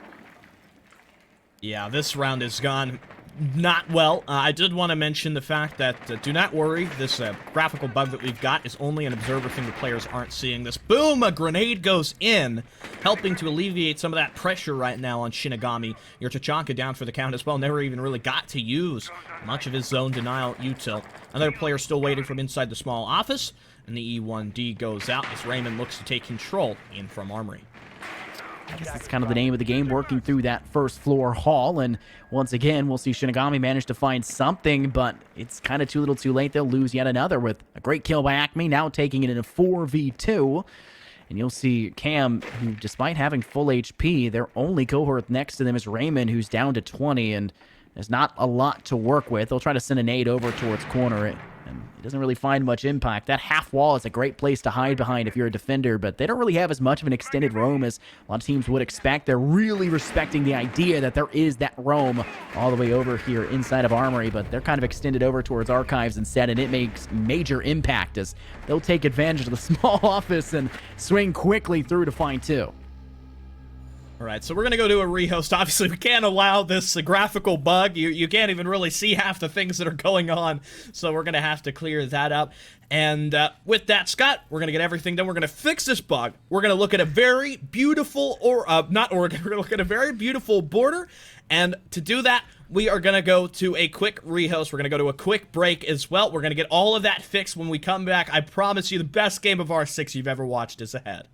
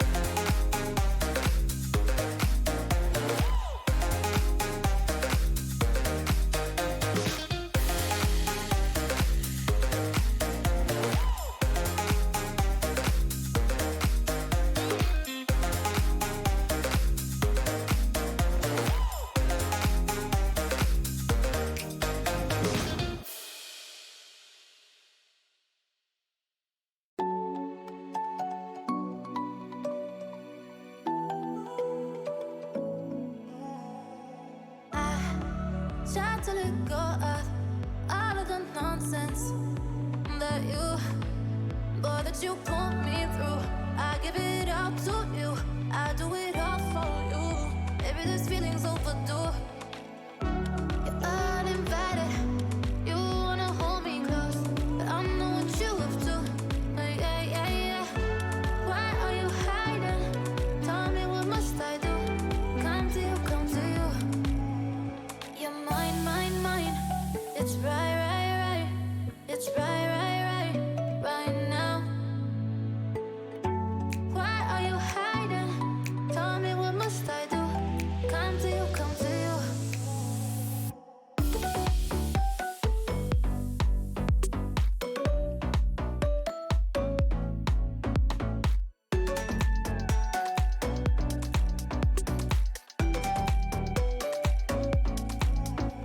You're mine, mine, mine. It's right, right, right. It's right, right, right, right now. Why are you hiding? Tell me, what must I do? Come to you, come to you. I tried to let go of all of the nonsense that you put me through. I give it up to you. I do it all for you. Maybe this feeling's overdue. You're uninvited. You wanna hold me close, but I know what you have to. Yeah, yeah, yeah. Why are you hiding? Tell me, what must I do? Come to you, come to you. You're mine, mine, mine. It's right, right, right. It's right, right, right, right now. Why are you hiding? Tell me, what must I do? Come to you, come to you.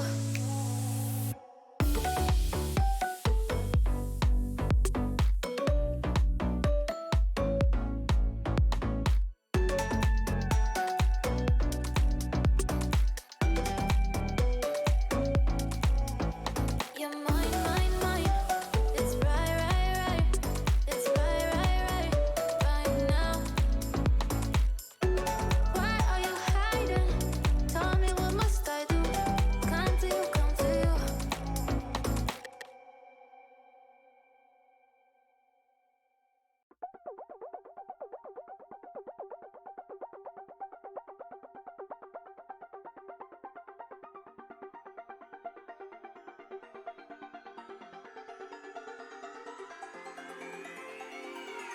Won't you say why you're a stranger now?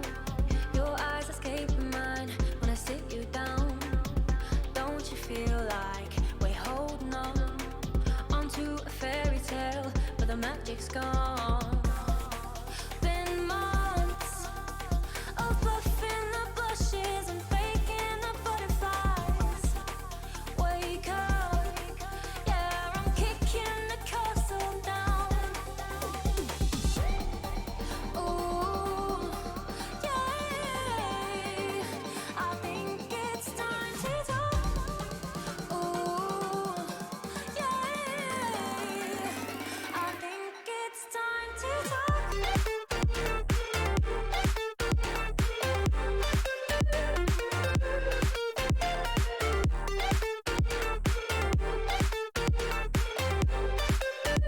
I think it's time to talk. Ooh, yeah, I think it's time to talk. Ooh, yeah, be true to what we are. Forget how it felt from the outset. Hope history said. Ooh, yeah, I think it's time to talk.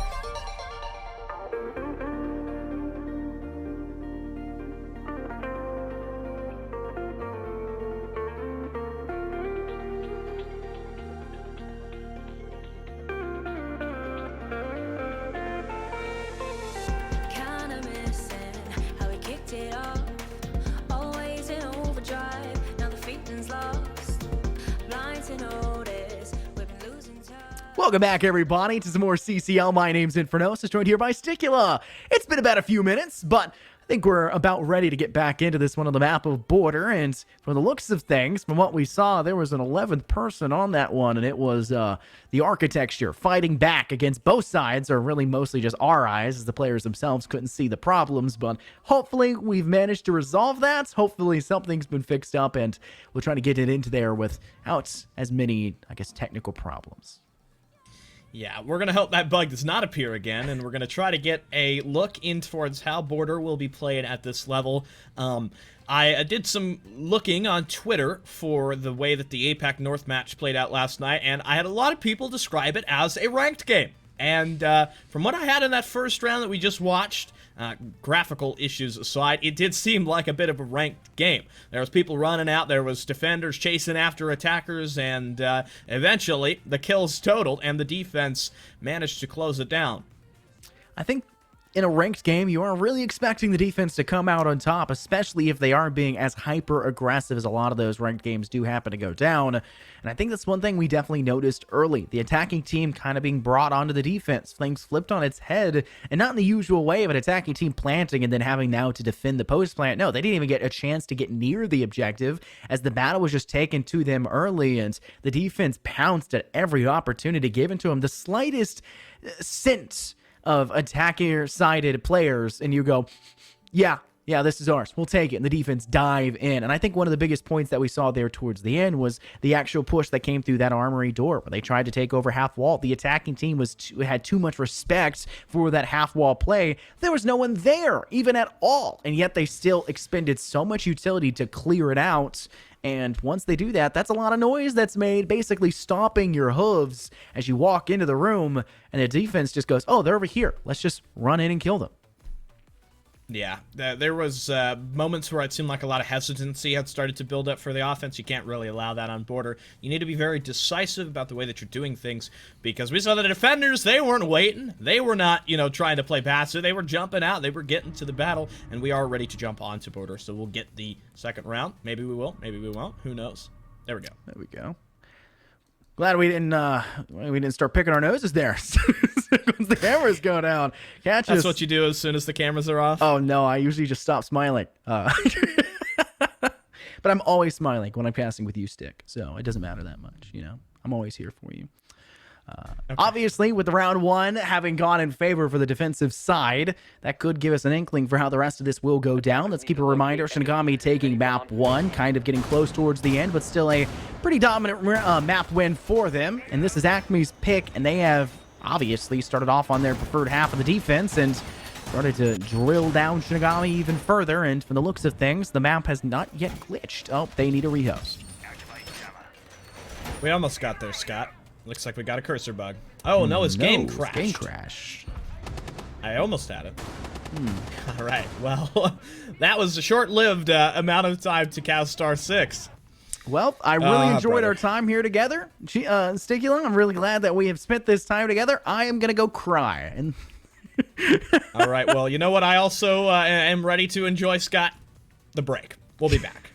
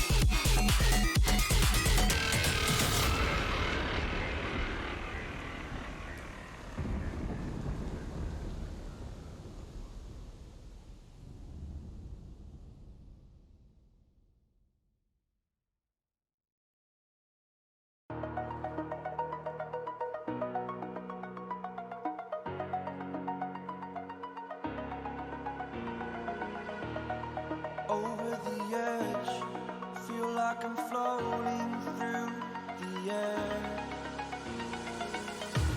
The pain I felt is paid for, all is said and done.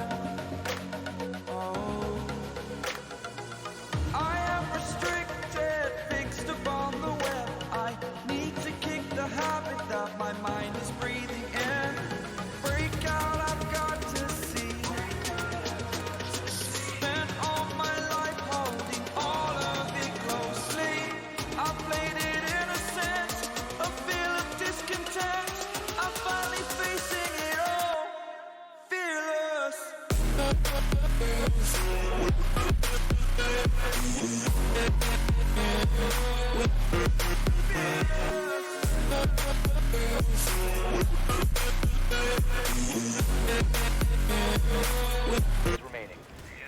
Welcome back, everybody. We're going to jump right into the gameplay. We've also checked to see if there are any more problems, and it's been guaranteed that there isn't. We'll talk about the round 2 as it progresses. We're heading on over to the second floor, and we're going to see whether or not ACME will continue to pound the hurt down, or whether or not the extended 45-minute break we've been experiencing allows for Shinigami to talk things through and try to turn things back on its head.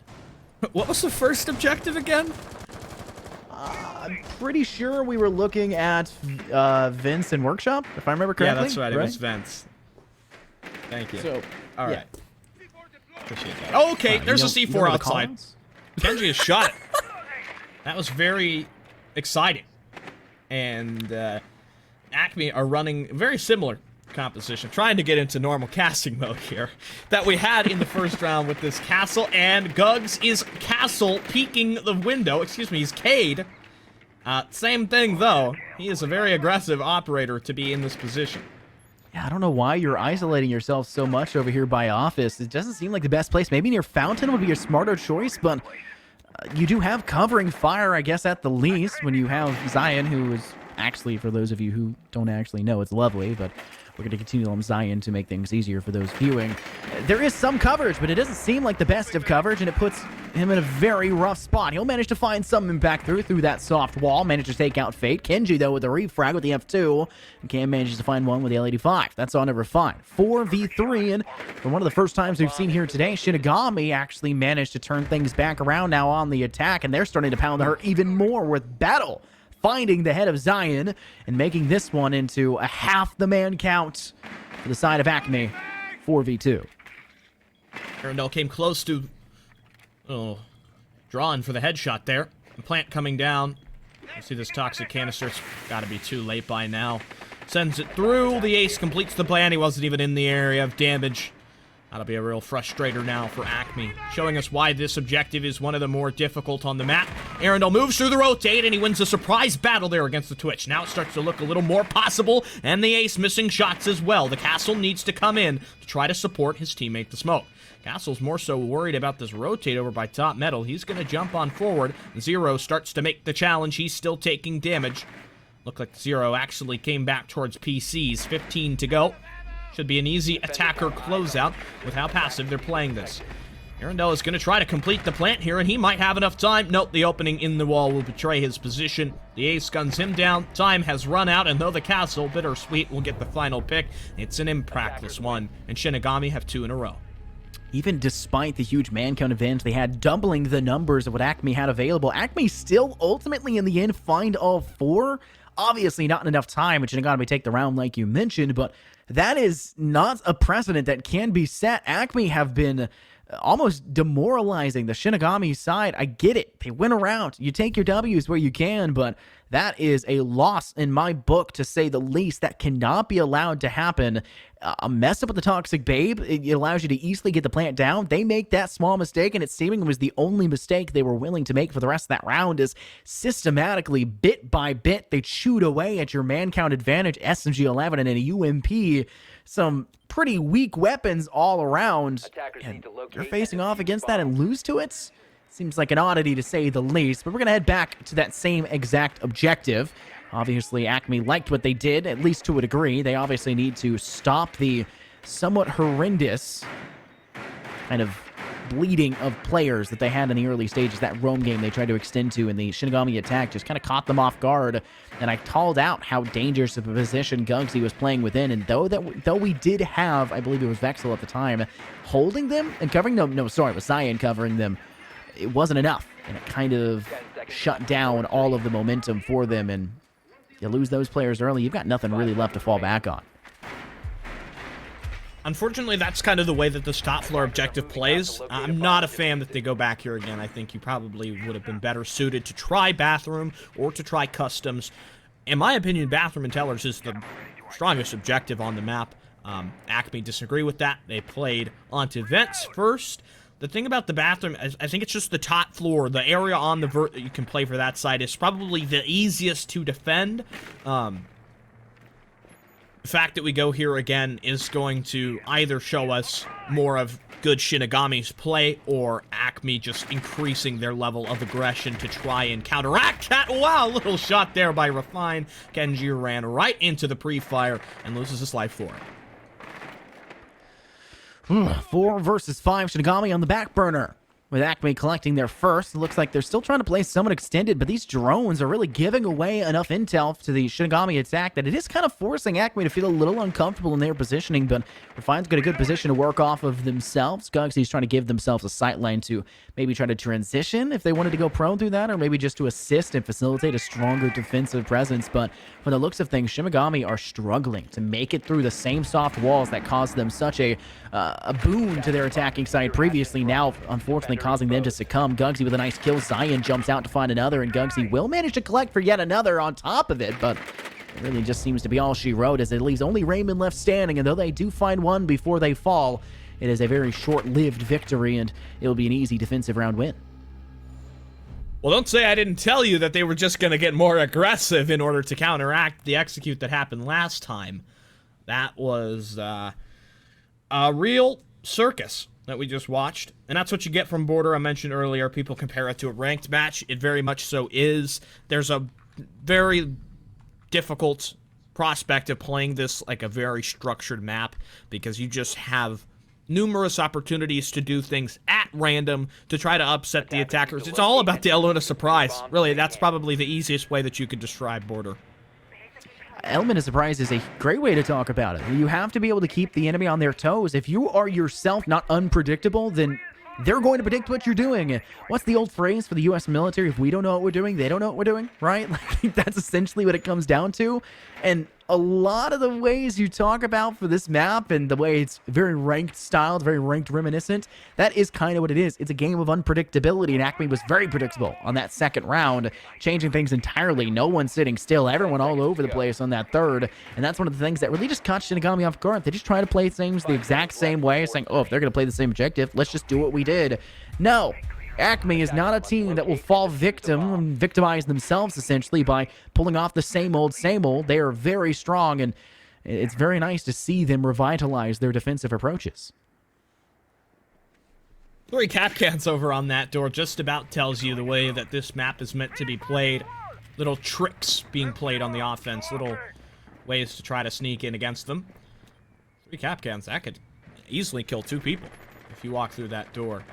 And you need to be careful. Border being that it is such a strange pace for a map, sometimes you don't always have the availability to check for those cap can traps as you're moving through. You're more so worried about what defender targets might be immediately set out against you. And ACME have shown us they will play that kind of early fighting style. Nobody coming in from the east stairs as of yet, though, so they'll look to outlast the cap can traps for now.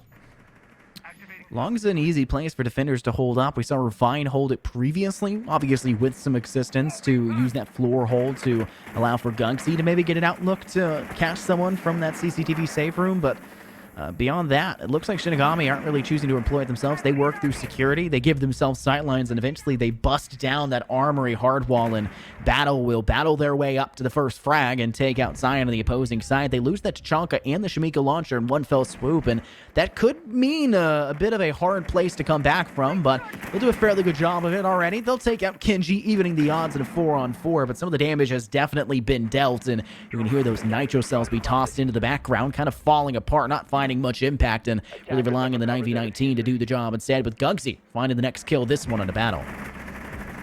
Well, there comes a defender running right into the midst of things. Arundel has Cam, that's your sledge gone. Not a very helpful operator to lose. You still have breaching charges left from Fate. I think the Aruni going to try to go for a little bit of a spam shot. In fact, she's the one taking all the damage from Fate on that vert. Only 2 defenders left here. It's a straight, even, down the middle contest. Time a little lower than you might like it to be, but good thing about Border, easy access. Doesn't take too long to be right in the middle of things.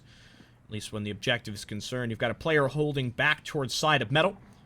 Leaping forward. No remaining explosive from Arundel, though.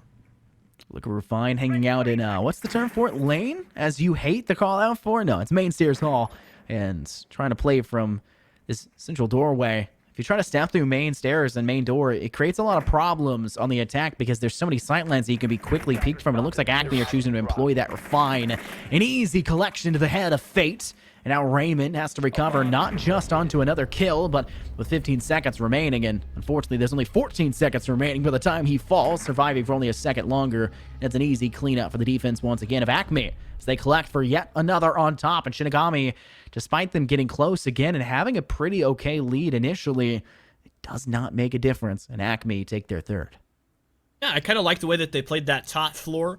For Shinigami, they almost managed to get control of it. Losing the sledge, I think, was probably what sort of kept them back there. And not expecting the defenders, especially that player in West Main, to just creep up and play such an aggressive spot by that doorway. You need to be ready for that. You need to have drones. I think that's one thing we've seen Shinigami, in the late round especially, do kind of get ahead of their drones. Maybe that's because they're losing a lot of them. Maybe that's because they're kind of trying to do too many things at once, and they don't play for the drones. What I would say for Shinigami, it's that football conversation we had for ACME earlier on Villa, where they've been sort of getting a couple pickups. They've been getting some yardage here or there. They just had trouble closing out some of the rounds. You want to get ahead of that because you're not going to be able to expand from a 5-1 half. On Villa, it's already tough enough. We saw ACME almost pull it back. They got to the end of regulation. I just don't see a world where that's happening on Border. I love the open wall concept they employed there on the first floor. That creates a interesting sightline of availability, but I'm not really sure why you're not reinforcing that just yet. But hold on. You talked about it previously. We had the conversation about bathroom and tellers as an objective, and to be frank, we agreed, and you stated, I agreed, that is a very hard objective to push through. Bathrooms is just such a position that is difficult to get around these close corners. There's a great window. It used to be a simple hard wall from that vending wall. Now it's just the window to work from, and you really have to play the verticality. And guess what? Shinigami have been kind of faltering in their approach on this second floor. It looks like every time we've tried to see them entry in through that armory hard wall, which is now soft through that armory wall, they fall apart and kind of get cut down swiftly by ACME because they hear that audio cue and then pounce in their direction. And it looks to be like they're not attempting to do it this time around. Instead, playing a little bit safe, but unfortunately, Gungsy's not playing safe enough. The Kaid for the ACME side getting cut down, and it gives Shinigami a man advantage. We'll have to see how long they can hold on to it. The one thing about this bathroom side of the objective is there's really not any vertical above it. You've got the hatch. As long as your Cade keeps it closed, generally that's the reason why this side is so good, because it's like the one area you can bunker up, you can defend. Zion gets a little aggressive. He steps to the top of the stairs. He'll fire a C4. It detonates, but does no damage to either target. In the meanwhile, though, Refine able to trade out the earlier death of the Cade. Raymond's trying to pop out the intel, but that's something that we're not seeing Shinigami utilize as much as they previously did, and I think that may be one of the major factors for why we're seeing them struggle so much on the attack. We mentioned how complicated these corners and these hallways can be. It feels very constricted, and it can kind of be hard to figure out how you want to approach each and every angle, and you need to drone out. You need the intel. You need anything that can assist you just ever so slightly. A smidgen of success would be good. And we're just not seeing Shinigami act on that and instead start to fall apart more. Raymond's failed in the time I was talking. There's only 3 players left standing now for Shinigami, despite them picking up the first frag. Nothing else has fallen after. And it looks like Cam's just going to go ahead and try to push through window. It does not seemingly work, and that quarter play falls apart. Okay, but Kenji able to pick up for lost time. He's got 2. Unfortunately, though, still 2 defenders up and 1 attacker caught in a trap. Kenji will jump over. He might be able to get his teammate back up into the fight. It's only left to the pulse. His C4 already used earlier in that metal stairs play. Control of the diffuser. They're really hesitant to go for the res onto this down sledge. Maybe they're going to try to play without him. Instead, go for the plant. In fact, that's what they'll do. Cam will almost be as a human drone. Plant being attempted, caught in the corner, the head spotted, but Kenji collects yet another kill. Such a powerful force on the F2. This is what his team needed. That is a almost solo carry in the last 30 seconds of that round. Yeah. Talk about opening it wide open. Kenji steps up tremendously, and if this was back in Season 1, Season 2, if you said the F2 went off and killed off so effectively, I'd say, yeah, what did you expect? But it's not that. That gun has received so many nerfs. It takes a lot of skill to be able to use that in the same way Kenji has been. 2 kills fell succession, 3rd to follow up to end it. And we'll see it come back a little bit closer. And we've talked about how we've seen 3 rounds get picked up by ACME, and that at least guarantees them an even half. But Shinigami are not done just yet. They always come back, so to say, and unfortunately for them, the objective that we're having to step towards is one that they have struggled with very much so. And they, I mean, when you get a plant down, you can scrape 1 round here at Sticula. And we did see them take it, but ACME just came back so effectively. I still can't qualify that as a win by Shinigami besides the scoreboard win for them. That armory wall, they respect it too much. They've got to change up their strategy. Yeah, that's one part of how this objective plays. Some teams are kind of cautious about going for an armory take. The issue is there's not really any safe plant locations because you've got that box area. As an attacker, it's hard to put some pressure. There's one thing you can do, which is open the left side of that armory breach. You can get an angle on the window box. That way you don't have defenders, kind of creeping in. However, in that case, you've got less manpower to go around. Usually you just get C4'd from below. That's kind of why PC's takes are a little more popular. That and the fact that I feel like on this office side, there's a little bit more ground. There's a little bit more foundation for the attackers to sit down on, and it's less kind of very transitive almost. On the main breach side, you're stepping into an area where it's either you win the control or you lose it absolutely. Generally, you can get the defenders to fall back from this office side, not really over by armory. I feel like the cushion that ACME have been able to create for themselves, that spacing that's available between them and where Shinigami is trying to push from, has been pretty strong, but I think Shinigami's been doing a much better job in the last 2 or 3 rounds to try to cut that cushion short earlier than they have been, and we're seeing that right now already. drones, despite them not really having any sort of destructive utility or being able to fire anything, they make ACME uncomfortable for good reason. That's intel they can immediately act off of, and information is the name of the game when it comes down to it, especially in a strategic shooter like R6. Shinigami have been doing a great job of trying to facilitate the approach beyond the intel, and right now it's coming down to just simple firefights where they're forcing the side of ACME to take steps back, and that push that they've attempted now through Office is basically given control over towards Shinigami. A quick attempt there with a Nitro tossed over the wall leading from the archive side, and it unfortunately does not find info towards Kratos, does not find themselves a kill, and Cam is the player to do it instead. Takes out Zion. Gugsy managing to find a refrag back, now make that 2 as they cut down Raymond as well, leaving just Battle left standing. Quick headshot kill through the soft wall towards Fountain. Shinigami may be a man down, but still holding strong, and there's plenty of time, but Velks ends it off. It will be a very nice 4-2 half. That's actually above my expectation for Border on the defense, right? Because you've got so many ways that the attackers can get a hold of you, can get a grip on you.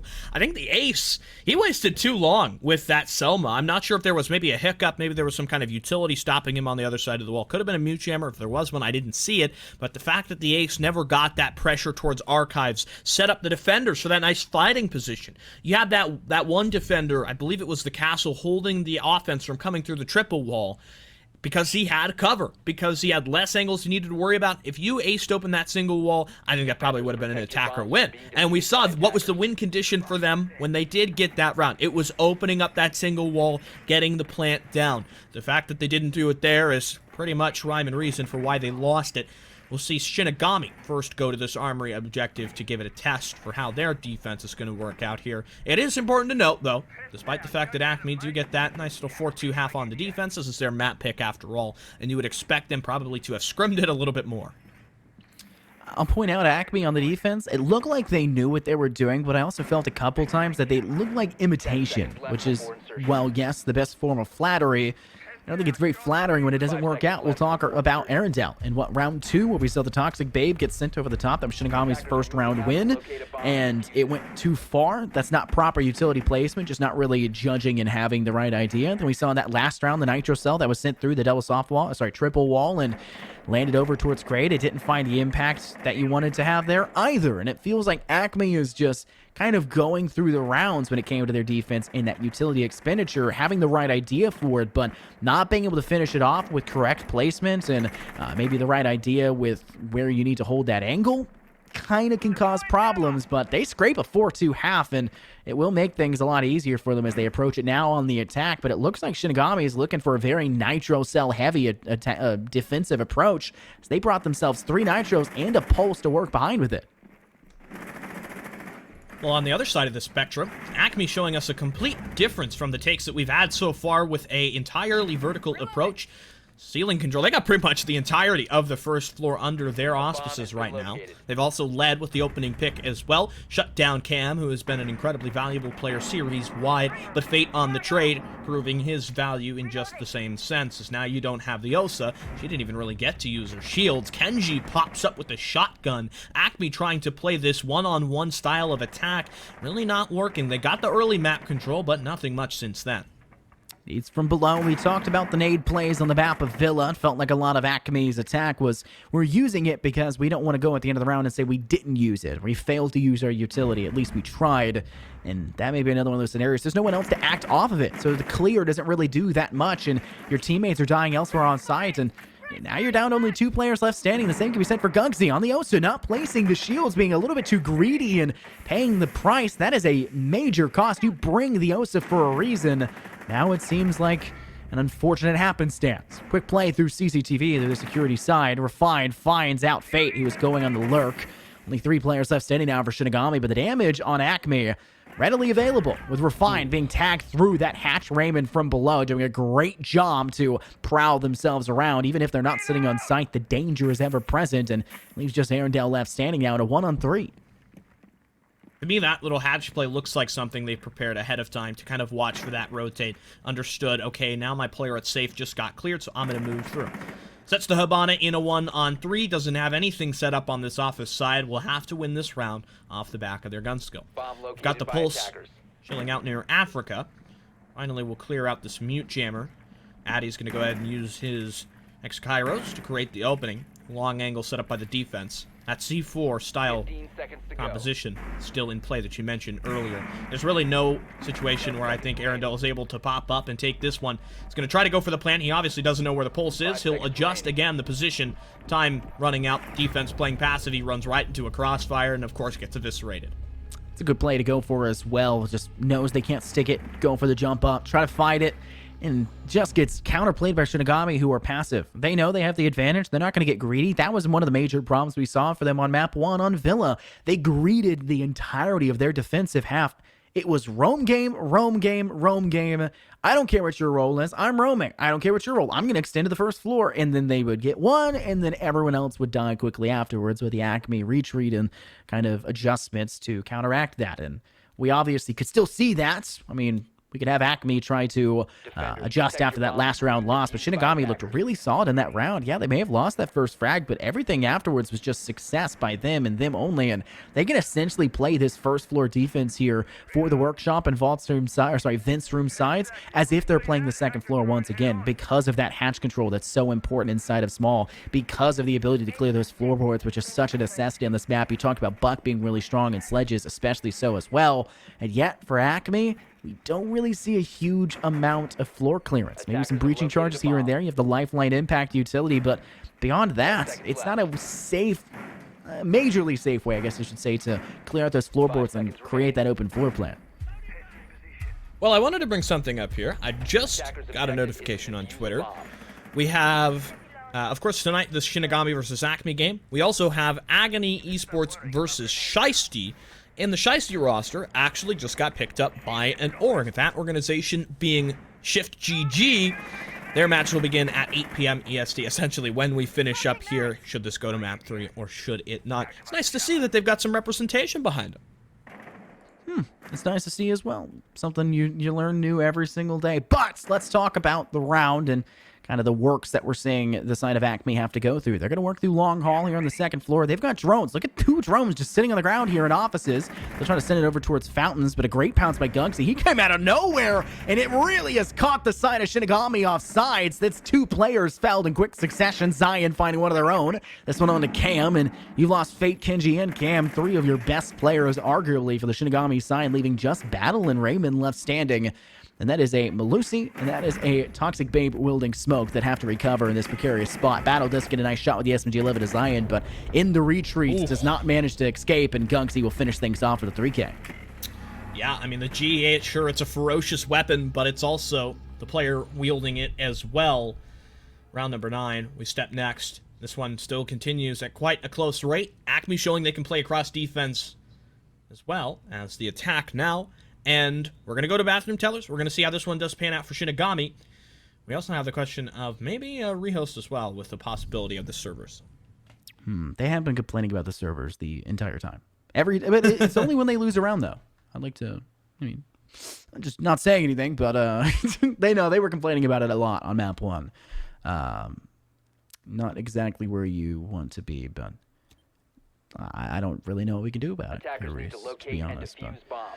Yeah, the pings were like 141 at the end of map 1, if I remember correctly, looking at them, so could definitely be an option. It does look like we are going to go to a rehost. We have got that confirmed, so Stick, looks like the nightmare continues, so to say. We may never finish this border match if we continue at this rate. But with that being said, we wrap up here on border. We have more still left to play. We're going to go to a break. We want to quickly get this rehost finished up with to come back to you after that.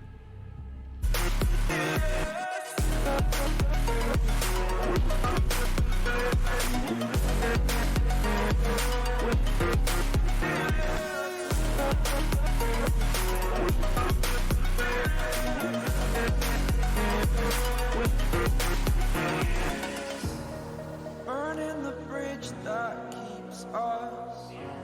I'm here and I'm feeling exaggerated, that's what you assume. The story's over now, I must conclude. I am conflicted, watching where I step still, hanging in the balance, not the life I want to live. I want to take it all, standing tall, fear I weighed the person you are. Oh,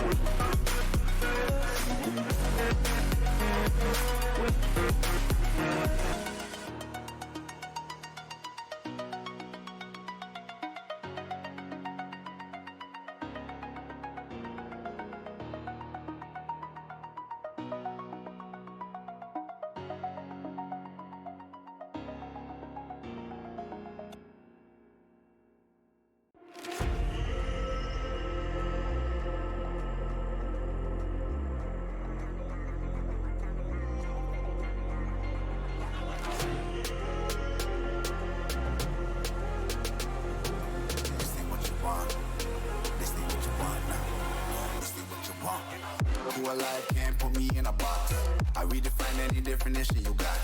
I am the tiger, I'm making steps to the top. The flames, I whip it up, you just gotta hand me the rock.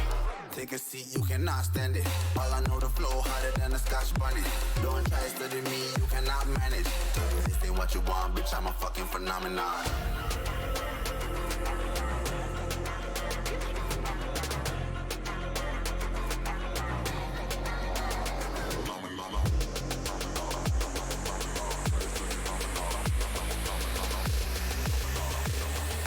This ain't what you want, bitch, I'm a fucking phenomenon.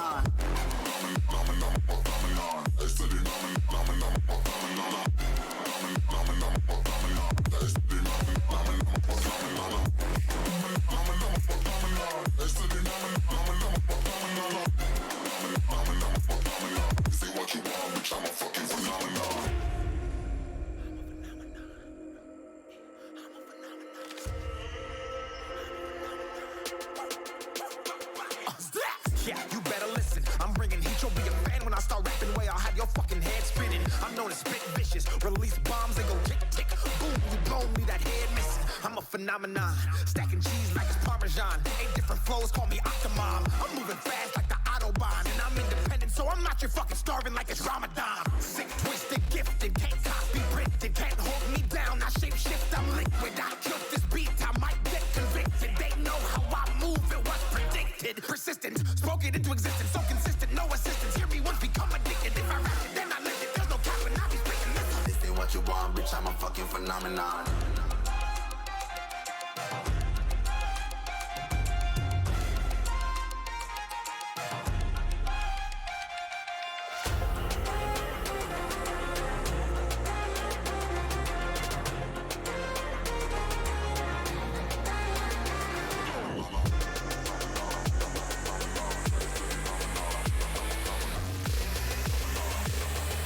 This ain't what you want, bitch, I'm a fucking phenomenon.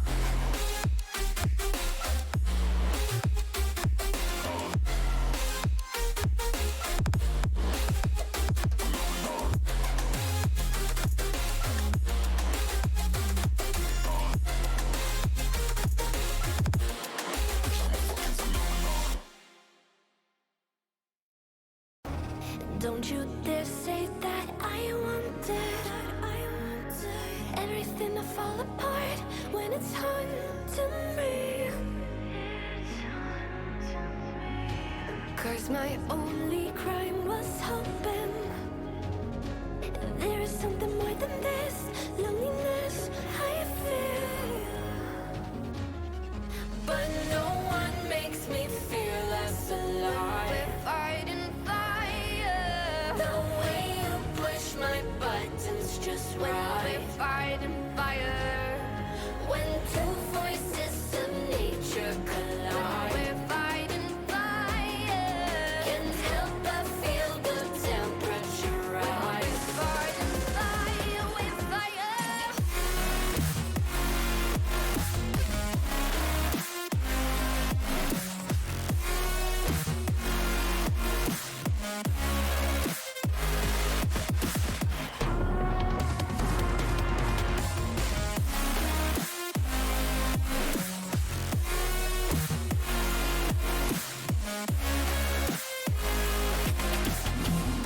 Maybe if we took a moment long enough to realize how alike we are, that not everything is broken. 'Cause you know me better than anyone by far.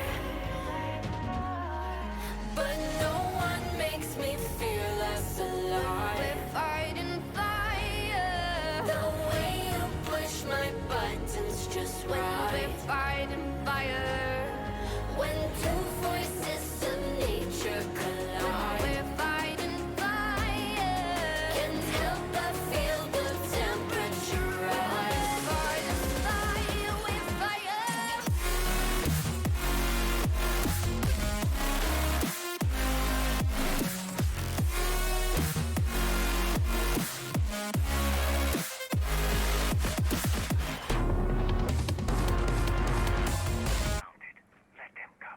Orders back. We're here again. We finally get to see what this bathroom and teller's objective looks like. My name is Sticula. I'm here with Infernosis. If you're just joining us, if you just rolled out of bed because you were partying hard last Thursday night, 5 seconds to welcome. insertion. Who parties on a Thursday night, Reese? Like, Attackers must locate I and do. defuse a bomb. I do. I went out on the town and went to my home and vacationed for an afternoon. It was very nice. Oh, you sound like a lunatic right now. I'm crazy. I'm insane in the membrane, as some people would phrase it. I'm sorry, this border map has actually Blackbeard. driven me to the brink of insanity, and apparently it's driven Gugsy as well to the brink of insanity, apparently molding it up to bring out the Blackbeard, and actually gets a lot of damage off on a battle as they transition over towards bathrooms.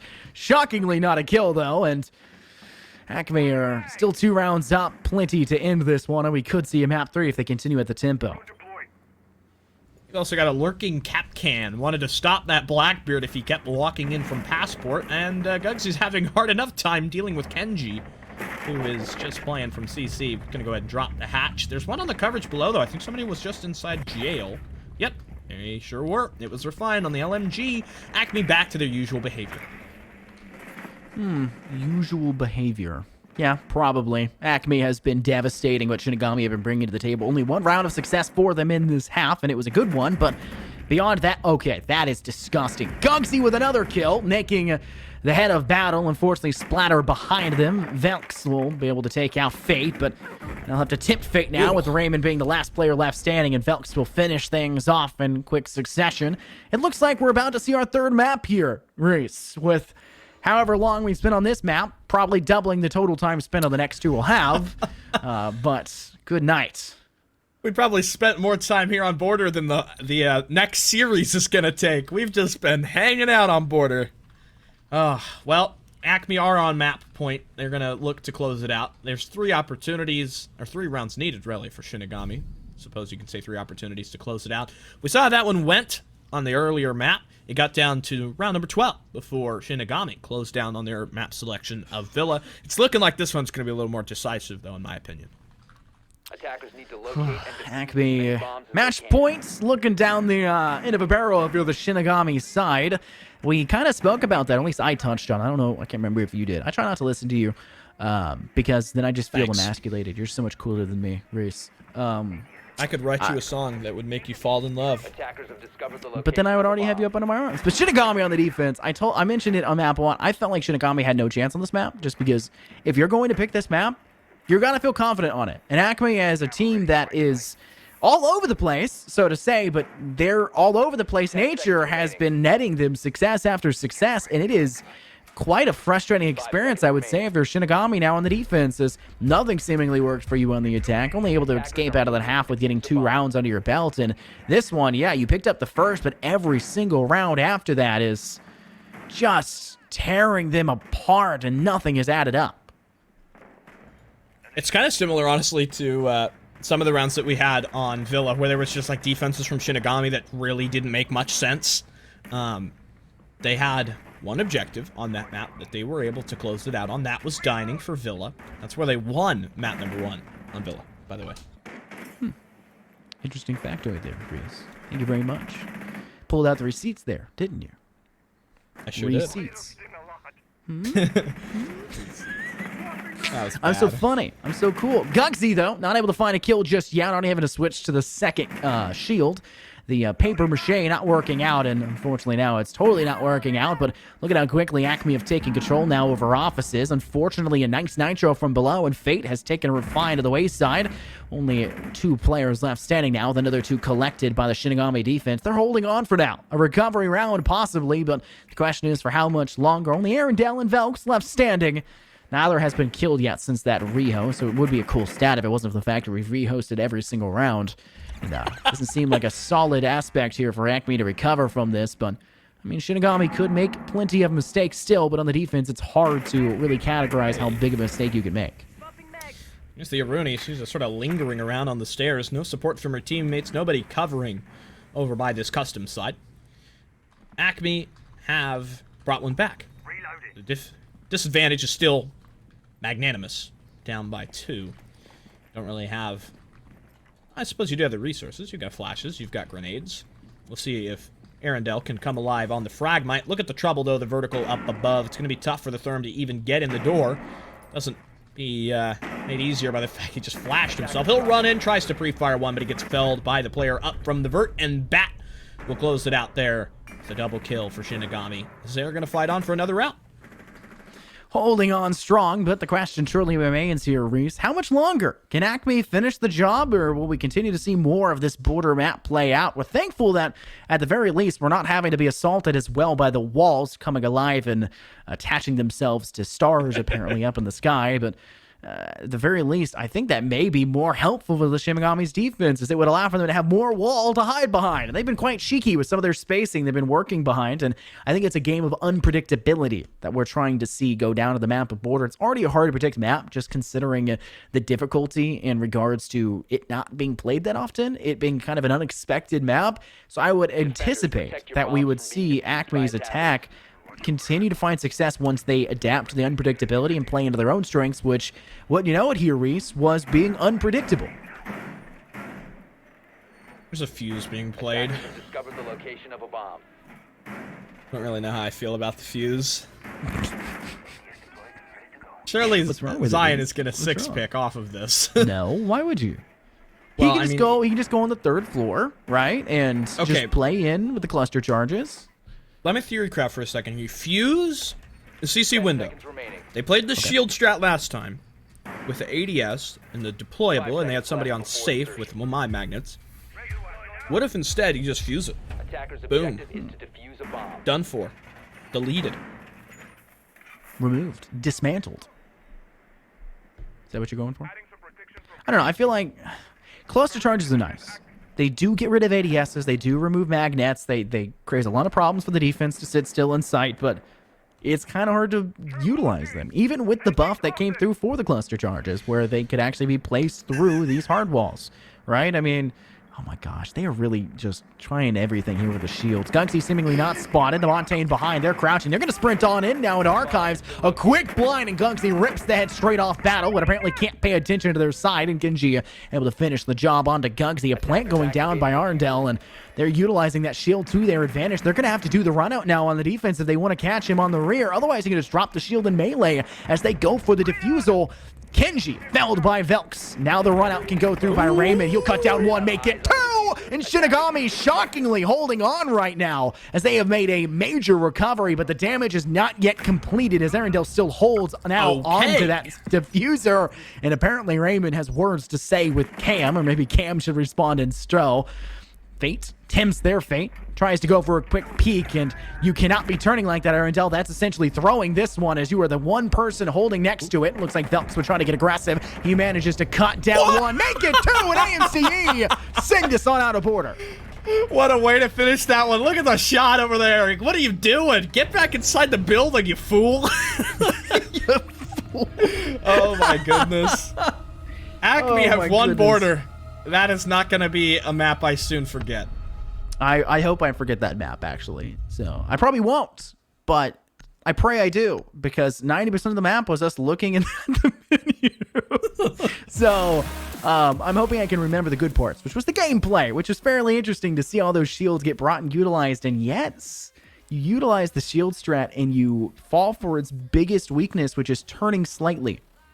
Just moving the mouse slightly to the left. That's your biggest downside. Look forward. You have one job. You had two players to watch your flank, and you tunnel visioned in. Nobody covered each other. Two people watched the same angle. No one watched the rear, and you lose it. All right. We all want to get onto Clubhouse. We're going to go to a break. We'll be back on Club with the final map of this series. I'm a hunter. Tracks in the snow and I'm friends with the cold rain and thunder. Frozen in my bones. I'll never get tired of the enemy. Got them both pulled tight in front of me. I'm a hunter with an arrow in my hand. Hear the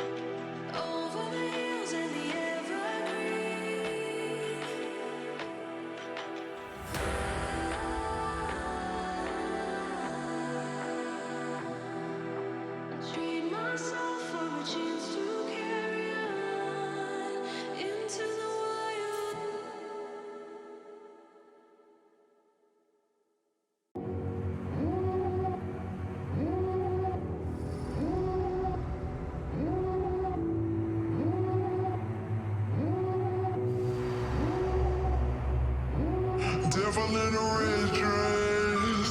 Call 911, I'm a killer. You know I hate to confess. Bang, bang, got my hand on the trigger. The devil in a red dress. Call 911, I'm a killer. You know I hate to confess. Bang, bang, got my hand, bang, got my hand.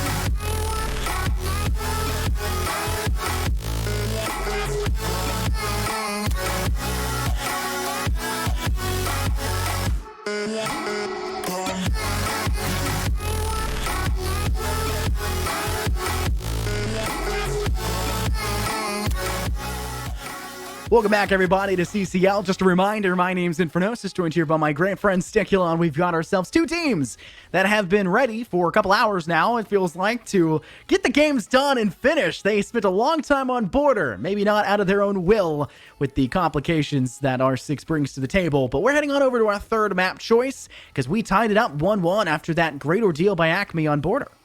You know what, Scott, there's always delays when you try to travel, so us getting caught up at the border, I think, is just sort of... That's true. Somebody forgot their passport. That's what it was. We just had to keep going back, and then we found another person forgot their passport, so we had to go back again. That's what the waiting was. Yeah. All right. Well, Clubhouse is ahead. I think this is a nice little middle ground. There's not going to be as random ACME just like going crazy somewhere and trying to win the round before it's even really started.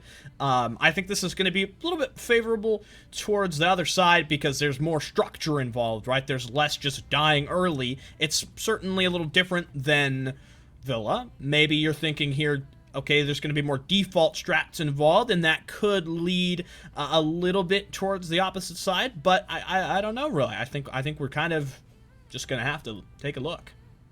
I think one of the bigger factors we'll have to think about is the danger when it comes to the overextension we've seen by Shinigami on their defense. And, well, this map does have some nice roams. You can talk about the SSG-style roam when it comes to the basement site. You can talk about the extension towards cash for the Master Benjamin Gym site, and you can also talk about how kind of easy it is to fall apart on the CCTV and cash room defensive hold. And I think a lot of that's brought because of the fact that Maverick gets left unbanned. I think that's a necessity. I think you have to ban Maverick out here. I don't think either team should allow that just because it makes that objective so impossible to defend as a defending team.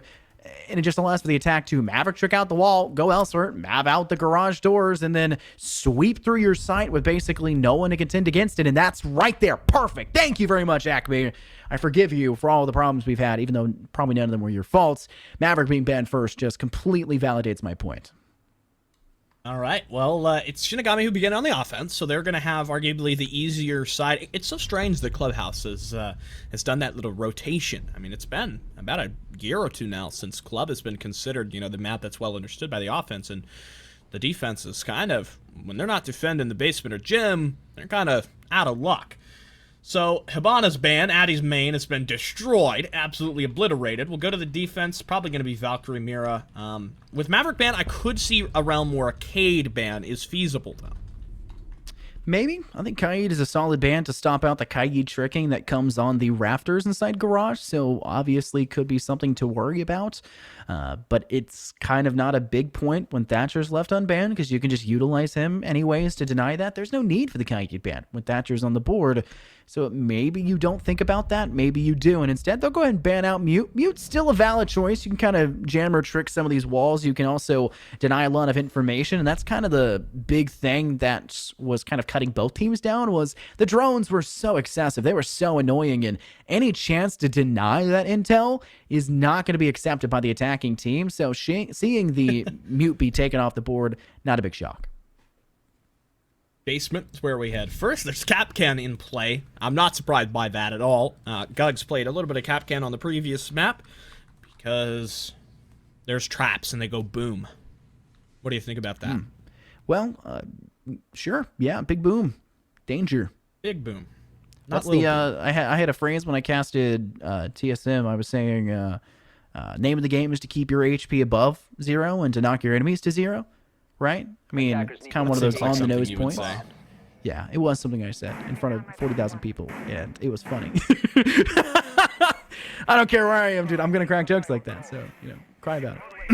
Round 1, onto the books, and Reese and I have bantered our way long enough to get to the actual prep phase to talk about how the defense is going down. Looks like Arundel's setting up to defend Church. It's not your kind of typical one. Instead, placing a shield and leaving the northernmost wall and that triple wall actually soft and opened as a rotational, or leaving semblance of rotational ability. But from the looks of things, ACME is kind of extending. They're getting kind of greedy with it right now, and Okay. could see a possibility What's for them going to on jump here? out Freezer. This is going to be a little wacky. I wacky, wonder. inflatable. Actually, I wonder if Alibi might throw a Prisma outside. Oh, she's already used all of them. Never mind. Nope, she's gonna run out. Oh, she's got one. She's got one. It's the Thermite too. It's half your heart breaching, and he is not keen to give it up either. Here comes the Zoe. Her feet are spotted. She's dead and gone for. They were not ready for this level of aggression. Sure, it might be Clubhouse. Is that legal, Goo? It looked legal to me. It was after 2 seconds. Is that the rule? Yeah. I don't It know. is. I mean, very interesting. Well, seems like it is legal. Gugsy's just saying it is. Apparently thinks his name is Goob. That's what they're kind of making fun of right now. But notice the Capcan utility, they actually go off and actually manage to garner a kill. Kenji falls. I can't believe this is real. They're very angry though. This is what, oh my gosh, Raymond. Uh-oh. Please. The possibility of Shinigami picking up their first kill in the round, thrown away by Raymond, who apparently can't find the impact of the AR on hand, and it's only Raymond and Cam left standing. Cam's going to actually attempt to play the rest of this round out and actually use those Selmas on that kitchen hatch. There is no Thermite to clear anything else. You may need to save some of those, but Raymond finally finds something. This one on a Zion and drops us to a 2v4. So got a player actually behind the bar area, so that could be a little late flank maneuver. They haven't droned it out. They clearly don't have enough time to do so now. Cam will drop his drone down, but this is for intel. Back of Arsenal realizes it's clear. They may call for dirt pressure, which there is a player inside dirt. I believe that should be Arundel with the shotgun. We've also got somebody thinking about a C4. We're fine, I believe. No, he's not yet used it. He's still sort of thinking about it. That's the problem here. You've got Valkyrie up. You're going to have almost certainly some intel when you come into the plant situation. Just trying to play from above. It's dangerous to try and prowl around without any safety, and they're leaving Raymond a little bit disconnected from the fray, or at least where Cam is, to maybe try to watch their flank, and Gugsy is definitely on that flank, is prowling like a menace to society, and obviously the EDD were quite a menace to them, as we saw Kenji fall to it, but you may be able to see the 90-19. Ooh, Raymond kind of falling there for the Alibi Replicator, but there you go. The reload goes through, and Raymond is caught in a bad spot. Now a Nitro Cell toss, Gugsy will detonate it. Cam does not find themselves at the other end, and it looks like just barely we will in fact see Gugsy get away from that. Alrighty, that was quite the rotation out from Stock. He's actually moved all the way. He's outside the map. He's just battling with Cam right now, who has been harassed and chased after and shot at and just done to about everything that you can. 20 seconds, and Cam's like, nah, I'm not really going to drop that hatch. That's kind of the thing I've been trying to do this whole time. I'm going to push up blue, which is actually not really well defended. Got a player on AKs, though, and the ace is not making it past the Moroccan. Cade will shut it down. A very strange round to begin this one. Not one I'm totally taken aback by, but the fact that it's the the collective weirdness that that happened there was just in another realm. All over the place, so to say. I think we're at a point where both sides are looking at this like we're here to have fun now, right? Let's go for it. And I think ACME is the team that had way more fun in that round. I think maybe it's a double-edged sword almost, right? You swing once, you swing twice. It's, hey, we beat you, we win that round, but it's also a matter of we tilted you. There is no denying what we did to you there. That is going to be a big mood setter for the rest of this one. If Shinigami can't really, I guess, adapt to that, then it kind of just falls short, and ACME will continue to climb past what the success they've already had. And from the looks of things, when we head over to the CCTV and cash room side, they'll employ out the little shooty hole tricks on that CCTV hard wall, and there will be a really difficult measure for the side of Shinigami to actually push through it, considering that Maverick was banned out. Left before insertion. That is a fair thing to say. You don't have Mav, you don't have the ability to bypass all the other trickery, so you're going to have to think about things a little different. You have the Thatcher, though, so you can kind of just move on by. And we don't have Bandit, so Bandit's like the Cade, but for Thatcher, because you can't really Cade trick when you've got Thatcher play. Like, you can sort of do it. It's not easy. With Bandit, oh, believe me, I got lots of good memories Bandit tricking before we had operators like Maverick and before we had operators like Cade. I thought you were about to say before we had operators like Thatcher, and I was like, what? My brain was like, he better not say that. Like, I am going to be very upset at Spaghetti. But no, you'll see an exothermic charge now being utilized on that CCTV hard wall. There is no denying it, though. There's no tricking of any sort. There's a pretty straightforward approach by the Shinigami attack. ADS burned away now in rafters, and Cam is in full control over it. I don't know why they didn't just shoot that first, Reese. Like, Why are both rafters walls reinforced and there's nobody playing rafters? They just gave garage for this is like, here, have it. We don't need it. We've got a Caviera. She's just gonna interrogate somebody and win us the round, no problem. it's the easiest strategy I've ever tell me. seen. Oh, is Dougie playing from below too? Don't tell me. Oh, Caviera came very close there. Oh, prowling, but unfortunately not able to come out on top. Scientists find a kill, but it's short-lived. Cam finishes the job, and it is, in fact, Cam season, because they are basically carrying their way through that garage section. It is a 4-on-2, and it looks like Arnell, Arendelle is trying to play from the actual red stair side, and Velks is working from that construction doorway. This should be an easy entry from the Shinigami side, but they're very hesitant. They're really respecting the defensive setups that could still be in effect. Obviously, the Toxic Babe can buy you a little bit of time, but we have not seen them utilize the hole that they've created inside of that garage hard wall just yet until just now with Raymond. And unfortunately, Velks does a great dive, catches Cam off guard. Battle covers the diffuser, and Arndell just steps up and finds two with the SMG-11. How is he allowed to get away with this? Now it's just Fate left standing, and it's an easy cleanup kill because Arndale can't hop off in time, but that should not have even happened in the first place, Reese. Yeah, so much for them respecting the defenders. They got a little crazy there during the end, and the Thermite on the coverage ran out of ammo, and Shinigami went a little bit wild with the way that round cleaned up. They got the victory in the end. It's points. They're all that matters, and well, CCTV goes the way that we would expect it. That is because ACME were trying to reinvent the wheel by not extending into rafters. I don't know what a Caviera's doing there, why Caviera's playing lounge, and why there's both rafters walls reinforced stuff. Like, that's something you get in a gold rank game. Come on, guys. We have now been sitting in this game for, I'll say, a long time. I think 2.5 hours plus, and both of these sides are not giving a lot up when you're talking about it. I mean, we had 7-5 on map 1, 7-4 on map 2. A total disparity between them in terms of round differential is 1 round between them. 1 round difference between these two squads, and it's Shinigami technically being a round down, so the fact that we've even gotten to this point, it has been so back and forth, is exactly what I was talking about when we actually started up today. I said, these teams should be fairly even, and we didn't see that exactly in map 1 and some of the parts of map 2, and I was a little worried about that, but this back and forth nature has created a really good spectacle, but the problem is the fact that ACME in round 1 win it off of being crazy, and then in round 2, lose it off of also being crazy. I mean, yeah, the second round was less crazy and more so delusional for not trying to Yeah, extend that's a into good way to phrase rafters. There goes Zion. He's the one to die early, the Valkyrie. We're going to go for a little bit of a master bedroom overtake. I like this. It's a little different than what they did last time because they realized, wow, okay, they've actually decided to hold rafters. Oh, what is that? What is Cade doing? Cade just is like, he's going crazy. He's trying to fight with the thermite outside of the breach. This game is just weird. This is, okay. That was just pure skill by Kenji, though, on the pre-fire. Outplayed? Gun diff? Not even gun diff, brain diff. Brain diff, there you go. I mean, that is...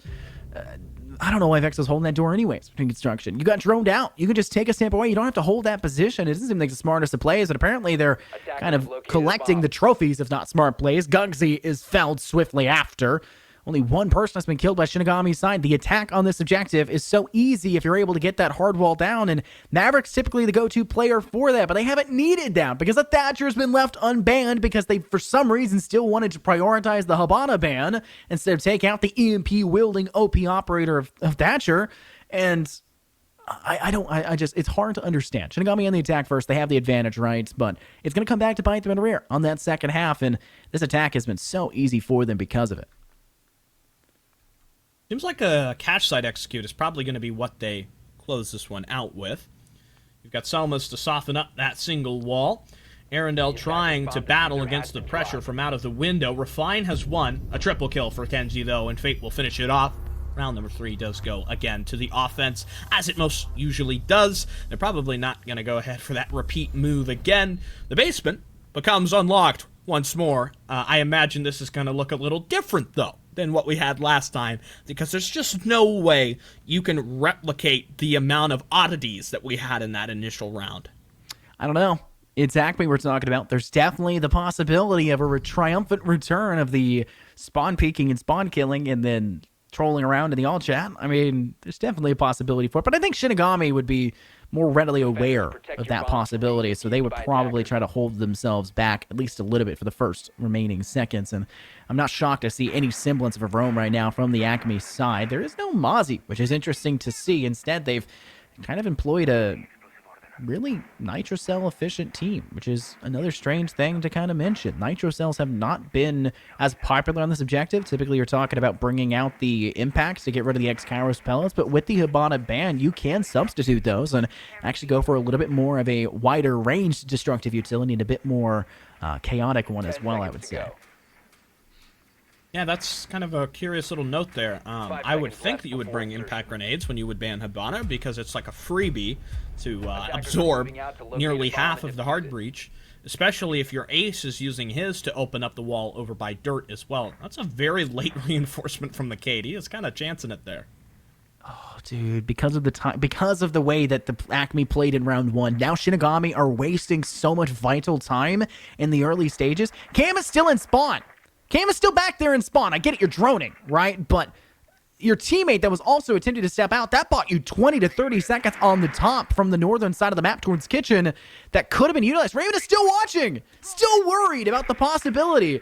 ACME have essentially constantly put Shinigami in a position to worry about it, and it doesn't even matter. They're paying too much attention elsewhere, and Gugsy pounces and finds the first frag anyways. So despite all that patience, they really didn't get much out of it. They already lost one. They don't have their sledge player. Your sole vert other than 3 breaching charges from Fate. And maybe if he wants to use one of his secondary gadgets as well. Zion really aggressive here. Should easily get eliminated. There he goes. He's down for the count. He gets blasted. And the trade is there. Is that enough to make up for the lost time, though? Yeah, it's hard to put into words the... like I said, it's hard to put into words. ACME have essentially...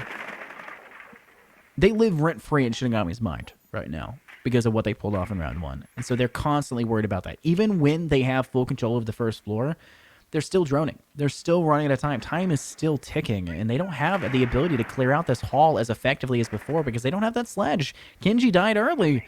It's hard to try to force the side of ACME out of that hall so they have an easier time to maybe go down that main stairwell to work through church to take control over towards that moto hatch where Velx is currently lying in wait. A lot of the avenues of approach of Shinigami can't be facilitated, can't be ensured because they lost that sledge to gain sightlines from above. Now you've opened up the hatch. A little bit of damage dealt to the Cade. I believe that was Fate doing the work from bottom of main stairs. This is going to be a tremendously difficult execute. You still got Arundel with 2 smokes left. Utility quite abundant here. Raymond will be a very important component. So he's crept through dirt. He goes for the pre-fire. He's taking more of the damage, though. Needs to reload. Sort of has a player isolated here, but the time running especially slim. A couple concussions in. Try to soften the blow. Raymond is through. Fate's got one. An important kill. Control of Arsenal at the moment, and now your Thermite dropping into blue. Oh, nobody loses the fight to the Valkyrie. Plant going down regardless. No utility to deny it. Fate has been DBNO'd. The C4 in for that confirmation. Cade should be an important part of this one, too. They have coverage on the door, but Refine makes it past nonetheless, and Raymond DBNO. 1 player left. Trapped in the veritable pit that is now the back of Arsenal, and the ace eliminated. Can't watch all the angles. ACME closed it out. Got a little risky, got a little worrying there, but they do it nonetheless. It was a great recovery by them. They let the defusal go down. It's not a huge deal. Play for the post plans. I think the biggest difference there was how effective your Valkyrie was, not only finding the kill as they dropped in through blue, but also being able to secure the DBNO and finish with that nitro cell. Then you're kind of fighting a 2-on-1 because they have not yet snuffed out your player in church, and that allows for them to pounce. That allows for your lonesome player Arundel to step up where needed. And it's kind of the distract one way, pounce the other kind of approach that you need in a retake. You got to distract to catch them completely off guard, and it's unpredictability at its finest, which has kind of been what we've talked about with ACME the entire time. We don't even know what they're doing half the time. They're all over the place. On the defense in round 1, why did they double reinforce the walls connecting to rafters? Why did they totally give up the sights? Why did they try to roam around? So it was round 2, I guess. Why did they completely roam around on round 1? Why did they do all these things? We don't necessarily know, but neither does Shinigami, and that unpredictability has caused a huge level of discomfort and has been buying not only necessary time, but has been allowing them to recover in the later stages in those post-plant scenarios, as well as just in the final 20 in general, and put Shinigami on the back burner. I think if the Thermite just plays from the top of the hatch and doesn't drop, they probably win that. Maybe. Probably, actually. I mean, that would make a lot of sense. He didn't really need to go deep. There, yeah, if you just continue to play dirt, it would have been really, you running out with Maestro, Zion? Really? I mean, it's all bets are off here. Yeah, it's true. You run through dirt, you have a much better sight line. You could have had 2 players watching the door over towards blue. It just, I don't know. Mistakes by Shinigami? Or did they kind of count that up too? Or is that just ACME playing better? It's a little bit of both. That's generally how it is. ACME allergic to the gym site, not having played it yet so far. They are introducing an Echo into their composition. They're bringing also Maestro, so they just kind of want extra vision. What is Gugs doing? Is he just fighting the breach? You're the Echo player. You're the one with all the utility. And the Wamai loses his life. That's a worrying sign. Now you don't have Rafters control. That could be a pretty serious pillar knocked out of the, the what's holding up the rest of this defense.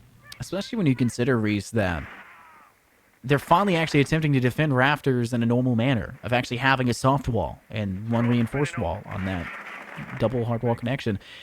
Actually having that and still losing that early, you can't allow that to happen. And it looks like the defense of ACME is starting to fall apart. They'll manage to get themselves picked up, though, from the DBNO position. Zion does get dropped for a moment there by Cam, but surviving and maybe not so thriving, as you'll see. Finally, picks up 1 kill. This is on a Kenji, but Kenji already dealt the damage necessary. Then finding another kill on top of it, this one into Gugsy. And it's still a man advantage, favoring Shinigami. 4 versus 3. Cam still on the rafter side. 2 players trying to apply pressure from that southern subroof and the hard wall, and another player working as they've retreated away from down below. A lot of control around this objective, and there's not very much that ACME can do to deny it. I mean, Zion can't peek. He's too low on HP. Velx is just trying to hold on elsewhere, and Arendel's holding red stairs. If they lose Arundel, then it's an easy walk onto site, and Zion's the only semblance of control from the side of Cash Room. Don't have your Echo either, denying this plant. Impossible.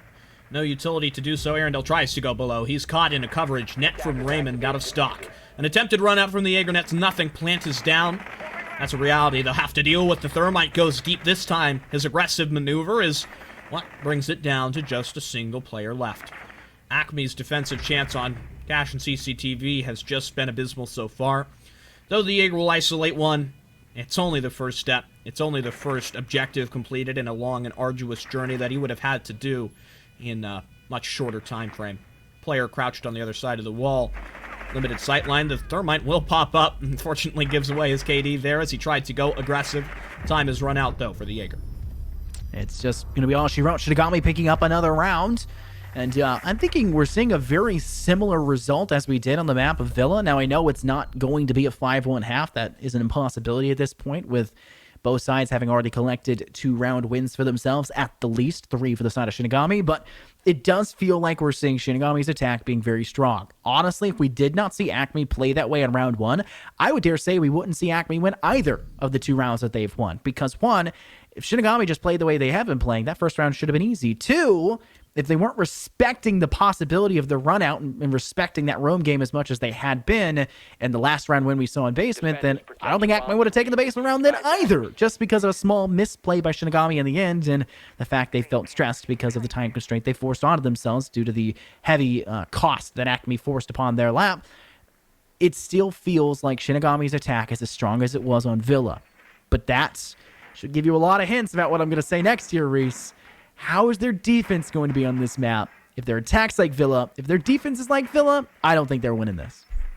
If we're going to get an attacker-sided club just like we got an attacker-sided Villa, are you really ready to prophesize that, Scott? I hope it's not true. With every fiber of my being, I wish that these maps were not attacker-sided like this in such a weird way, but I think that is a definite possibility right now.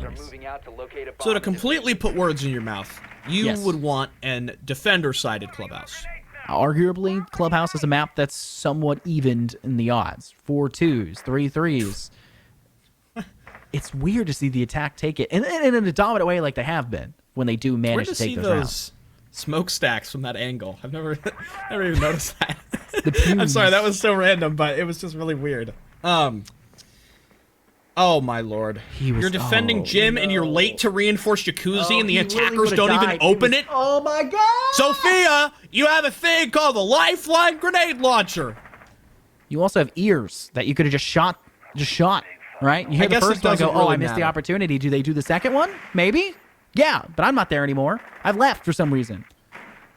Okay, well, that out of the way, the most mind-boggling thing I've seen today, and that is really Something.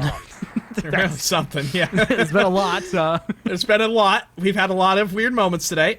They've got this typical setup with all the castle barricades to obfuscate that view from highway. Guggs is in the shotgun as he plays close on the rotate. No, he's going to fall back. Not really as aggressive. Okay, well, Zion sure will. He shoots a Selma off the wall, and yeah, he gets absolutely plastered by the Thermite. That was not a very smart engagement for you, my friend. He loses out. You don't have any C4s remaining. And you've also not got as many men left up in the battle here. There isn't a lot of vision onto the site, except for the Valkyrie cameras. Here is another aggressive move, Fate running out of HP, but he doesn't get pursued further out to the balcony. A little bit low on time here. Shinigami shouldn't be too well off, but now as Refine picks 1 and Velix gets a 2nd, things start to turn to a bit of a flatter note.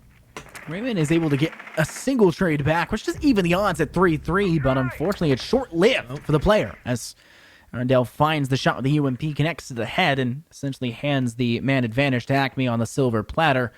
2v3 with Shinigami trying to play from Logi. It's Cam up top. Battle still trying to approach from the Jacuzzi side. They just threw a camera at him. Guggsy just threw a camera at Battle. Take this, might I add, as he throws his iPhone 6 in his direction.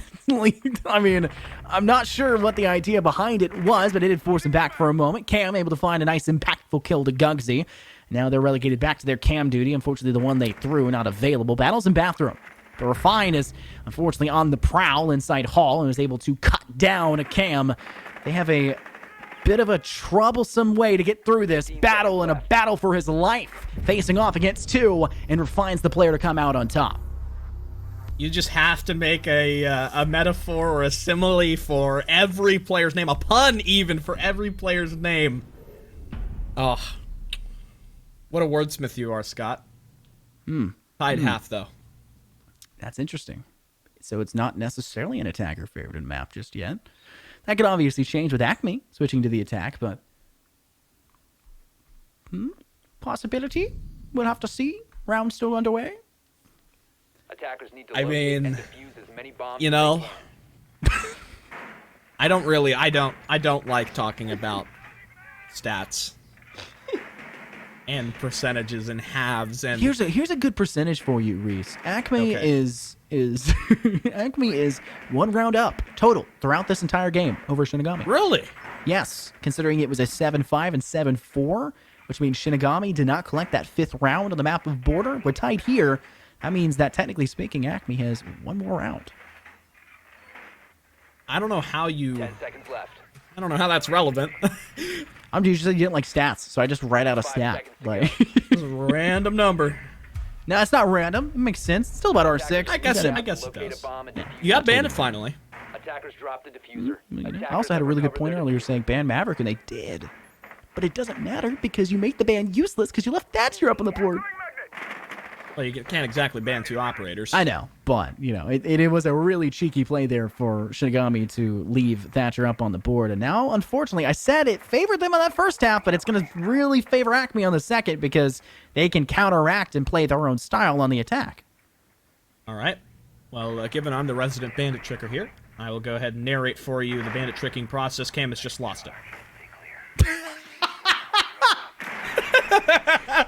Really good. So what went wrong exactly? Well, he was too slow, and he left 2 bandit batteries on the wall. He didn't shoot it fast enough.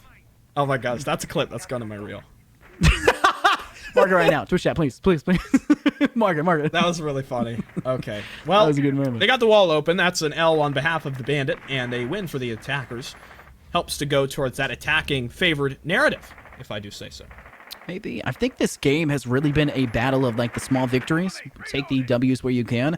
And Yeah. for ACME, a lot of the small victories have really started to add up and climb themselves back towards rounds. Like that last round. Well, they may have lost an early person, but them climbing back with a couple impactful frags to even the odds and then step ahead, it was very important. Those are minor victories that you need to start to collect. And each of those minor victories ultimately leads to the big picture victory, which is that round win or possible game win. And the side of ACME, they've been doing a really good job here in this round. 2 minor dubs. Kenji and Cam, unfortunately, for the side of Shinigami and their fans everywhere, not allowed to continue here, relegated to that cam duty, and they're both watching these black-eyed cams. I'd be interested to know where they are, but looks like the assault from ACME is adding up as they're sending a lot of util, unfortunately, into a wall, but from the garage-sided door. Attackers have located a bomb. One flashbang goes awry, not the end of the world, but the Wamai is still up. He's still on rafters, and he's managed to get past the initial barrage. No more grenades to get him out of here. Maybe he could use a Flores drone. That would be a little creative way, but it's sure not going to make it up there in time.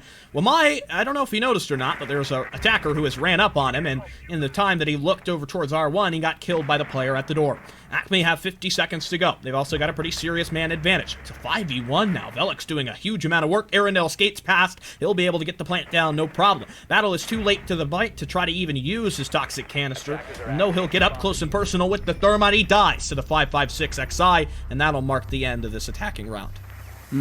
It was an interesting attempt there at the end, but the attacker-sided narrative that we've been harping on, it kind of talking about a little bit because it's interesting to see, definitely unfolded there for ACME. That was a dominant round, almost, very almost, a flawless round victory for them. I feel like ACME on the attack, it was done and dusted by the time that we saw the bandit trick fail. I think you could agree with me. That was such a big victory for them that essentially the most important aspect of that round, it's not garage control to rafters. It's not playing through construction is important. It's that CCTV hardwall. If you lose that as a defender, if they gain complete and utter sideline control, how many times have we seen a defensive team recover in a position like that? It comes down to pure gun luck and gun skill to recover, and you're facing off against the gun skill and gun luck of the attack and their proper utility usage and the covering fire they can apply. It's just 90 to 10 odds. I think the trouble was it was 3 different factors that came together. Number one is that main wall being opened and the speed at which it did get open. I don't want to add too many factors here. But the second factor was that the defense lost a lot of bodies. They were really trying to fight them. The most obvious kind of useless death was Valkyrie fighting lounge pressure below. You really didn't need to do that. You should have probably tried to help out the Wamai. That was the biggest third point there. You lost control of rafters. You have the main wall open. You have rafters control. Those two factors combine to win the round. I think that's, yeah, I mean, that's a great way to break that one down, Reese. I think one of the things we have to keep in mind right now for Shinigami for working on the defense for this is the fact that Shinigami need to deny ACME from trying to set up these power positions, these apex fronts. And one of the bigger power positions that's kind of underutilized in recent times has been dirt. And seeing that ACME is applying pressure in that direction, they don't even need to sit in it. They don't even need to hold there. As long as they apply the pressure there once or twice throughout the rest of the round, that forces Shinigami to question whether or not that will be an unexpected avenue of approach for them. And next to apply pressure, work in from kitchen hatch. Use the soft floor that you can bust open and catch themselves a player. And they do battle the toxic Babe wielding Smoke, a very pivotal player for the rest of this. The operator, more importantly, being pivotal. It's not allowed. And Shinigami now on the back burners. Candela is being sent from above. Danger on the ACME side being applied on the chest of Shinigami. And thankfully for them, they'll be able to find one. But Cam gives away the sight line, and so does Raymond as Arendelle finds themselves another kill on top of it all. The offense getting a little out of control right now. Shinigami unable to hold it down until Fate collects onto Gugs. As you've lost the hatch pressure, it's a little bit more one-dimensional, and that allows the two players to thrive. Suddenly, Arendelle has just lost all of his teammates, and he's lost already through the course of this round the big majority of his health. He's still got 3 flashbangs left. Could use that to try to drop down into the objective, but he gets killed by Kenji. A big part of why that round went to the defense is Kenji. He managed to isolate the gunfight. He won his 50s, and he closes it out there. That one looked good for the offense, but, you know, kind of got a little crazy towards the end.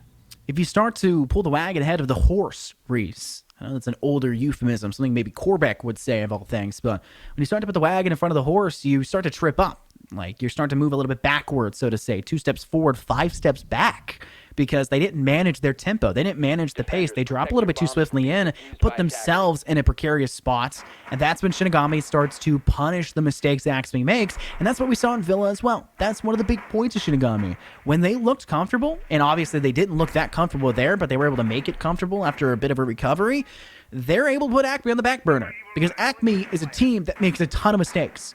They're able to win rounds, and they look good when doing it, but the way that they do it is cheeky. The way that they do it is adapting. They're willing to make these mistakes, and that is a major key flaw for a lot of their both defensive and attacking strategies. 10 seconds to go. Cheeky. Cheeky. 5 seconds. A fun to word. insertion. It's very descriptive. It tells you a lot. It's like, Must locate and defuse a bomb. what's the other word? I mean, cheeky, there's no other word for it. Mischievous. It's like Mischievous kind of rat. close. I think John says ratty. Mischievous rat. Yeah. Ratty. That's Yeah. what we use it in Val. We don't really say a cheeky angle, we say a rat angle. So Yeah, an off angle. Something yeah, different that's than kind the of like the usual R6 of what you get. for it.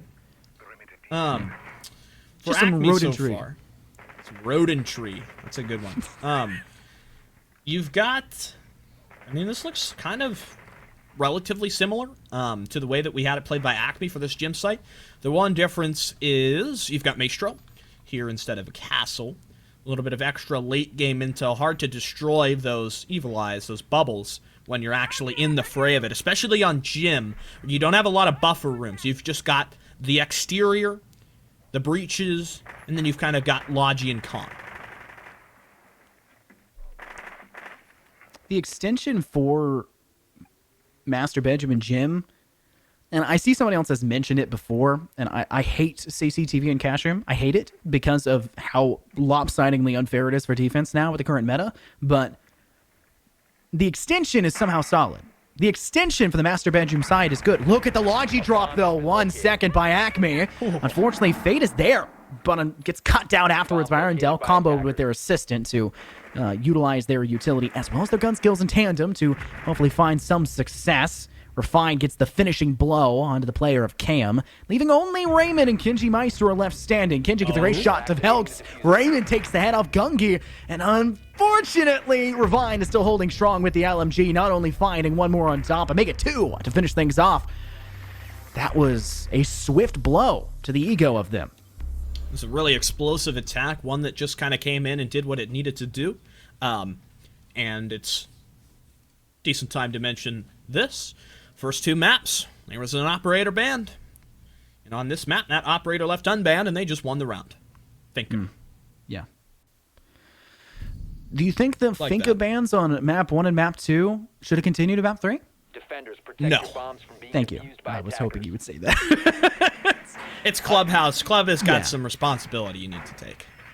Clubhouse, I say for any map. Finka's good. There's a reason why she gets picked that much. But the issue is, there's a reason why the bans are stagnant. There's a reason why the bans typically stay normalized, like to have that meta ban phase, just because of the impact that those operators bring to the table. It's one of the only esports that has like a ban phase like that. Valorant's teased it. There's some leagues and tourneys that go for a ban phase like that. It's not a thing. Overwatch, you don't ban. I mean, some leagues have done it before, but it's not standard. It's not built into the esport. And that's one of the things that makes R6 so fun, is the idea that every game is different, but with the way metas work, it's really not in terms of the operator ban phase. It's pretty much the vetoes stay still. And we're seeing the reasons why, because the CCTV objective is just horrendous on the defense if Thatcher and Maverick, either one of those, are allowed. I mean, outside of the conversation of the operator bans, I think we're in a very samey meta right now. You get a lot of the same thing. You get, just the attackers. They kind of want to move in. Oh, he's been tricked at this time. Hey! Way to go, Cam. He made up for it last time. You still do have a little bit of resources left here. One thing to note, your Therm is your only breacher, so you're not going to have any other way of dealing with this. Arendelle a little slow so far on the breach. No, I don't think he's going to get it here either. got Cam one. still has plenty of utility left. I like the Flores, but it's not going to work. Looks like it gets stopped up before it makes much of a difference. Arendelle, though, he does eventually get it in the end. That's a good way to get past the Bandit. Even though he deleted the first exothermic, he does not make it for the second. It's interesting as well, the nade that was actually sent through the drone hole actually made a little bit of impact. If the fact of the matter was a battery was placed on the northernmost wall, it actually would have gotten tagged by that. It was an interesting roll that was actually employed by the grenade. I'm not sure how they managed to toss that. I'd love to see that back, but it's pretty interesting to see. Now they have an entry into sight. Look at Gugsy being very cheeky as he rushes in to find battle. Now a second kill garnered onto Raymond. Watching from the rafter side, though, as Kenji finds a lot of impact. Same as Fate 2 to their name, but a 3K to Gugsy, just proving that they can play this one just a little bit better. Only one player left standing. Gets a nitro from below, and Gugsy unfortunately will not survive for the fourth. As you'll see Kenji pick up for their second MPX in hand, and is having to hold off against the LMG-wielding Finka, and that's a connected shot. Headshot kill, and you'll see Kenji find themselves victorious in this outcome.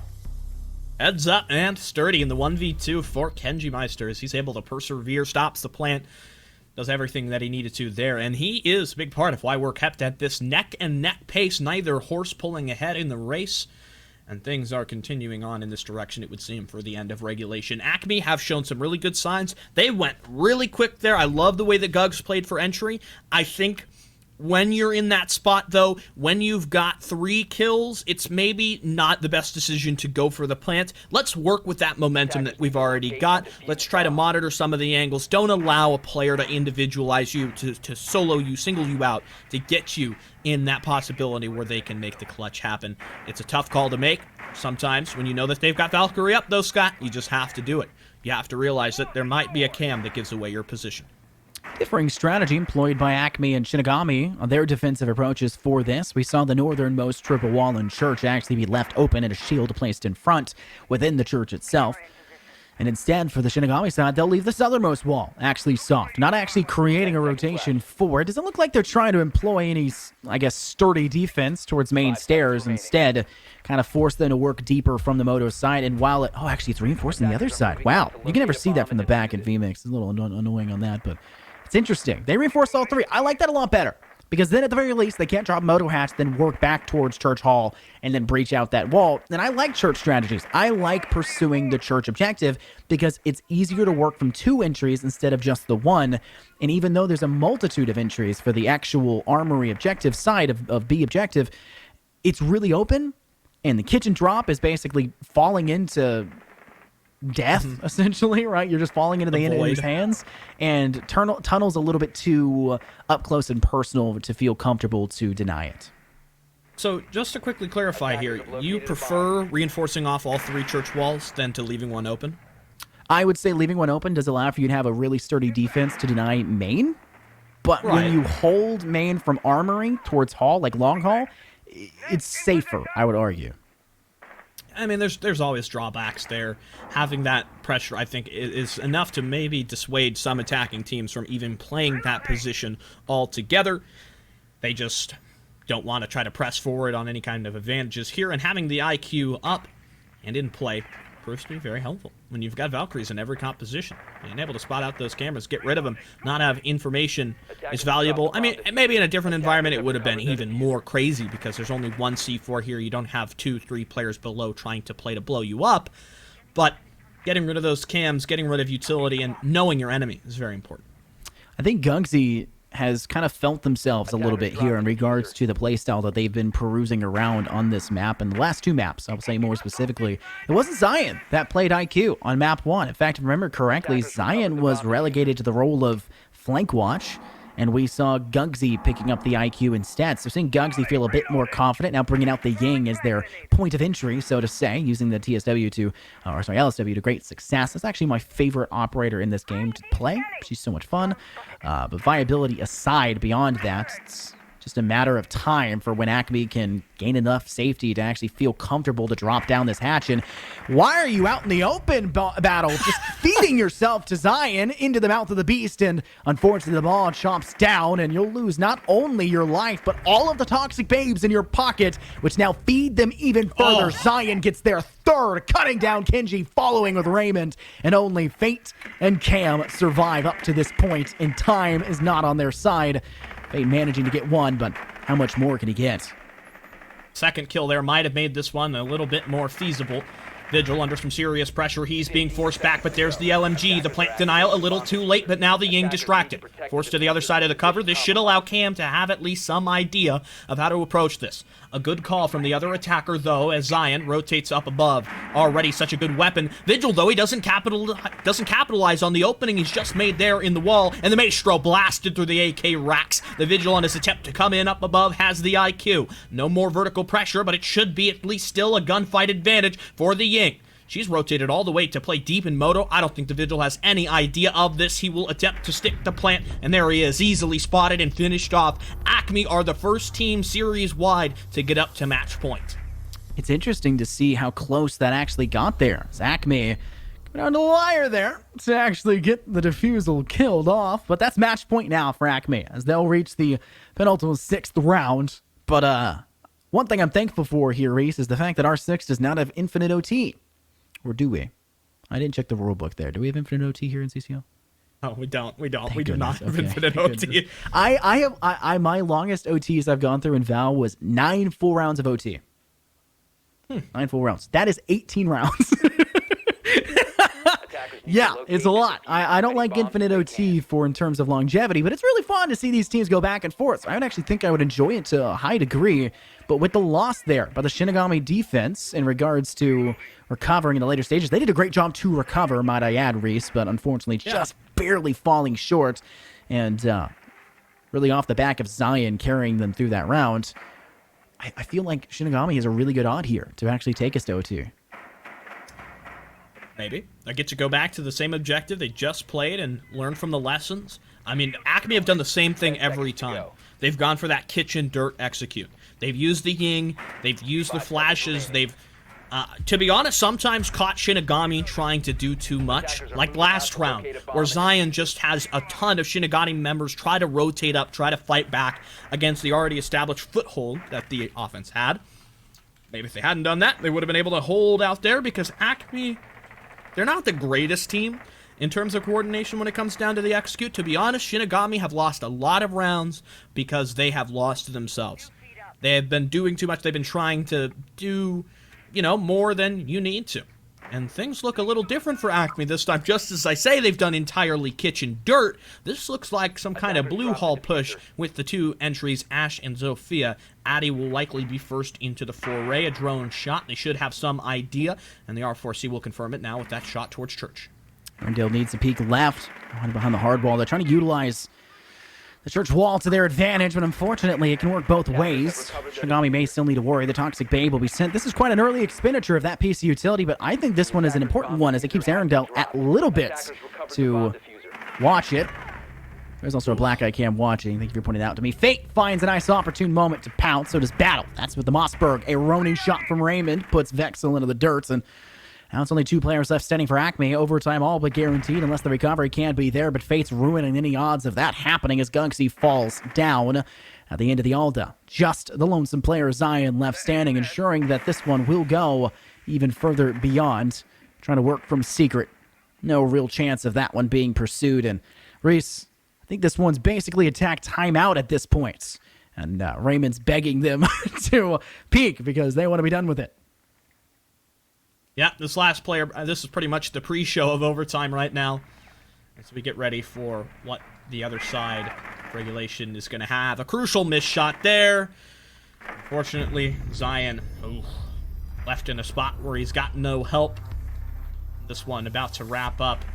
As we go into overtime, only 3 rounds left. It's been a long day, but things get even further on in the broadcast. OT all but insured now, and we have 2 more rounds. Maybe 3 more rounds, possibly. This is interesting. And, of course, we have a pause as well to make matters even worse, so to say. They're saying do not pause. Casters don't determine that, actually. But yeah, thank you very much, Raymond. I determine that, yes. Goop, just end it. Close the broadcast. We have the power now. We are usurping control over the Canadian Contenders League.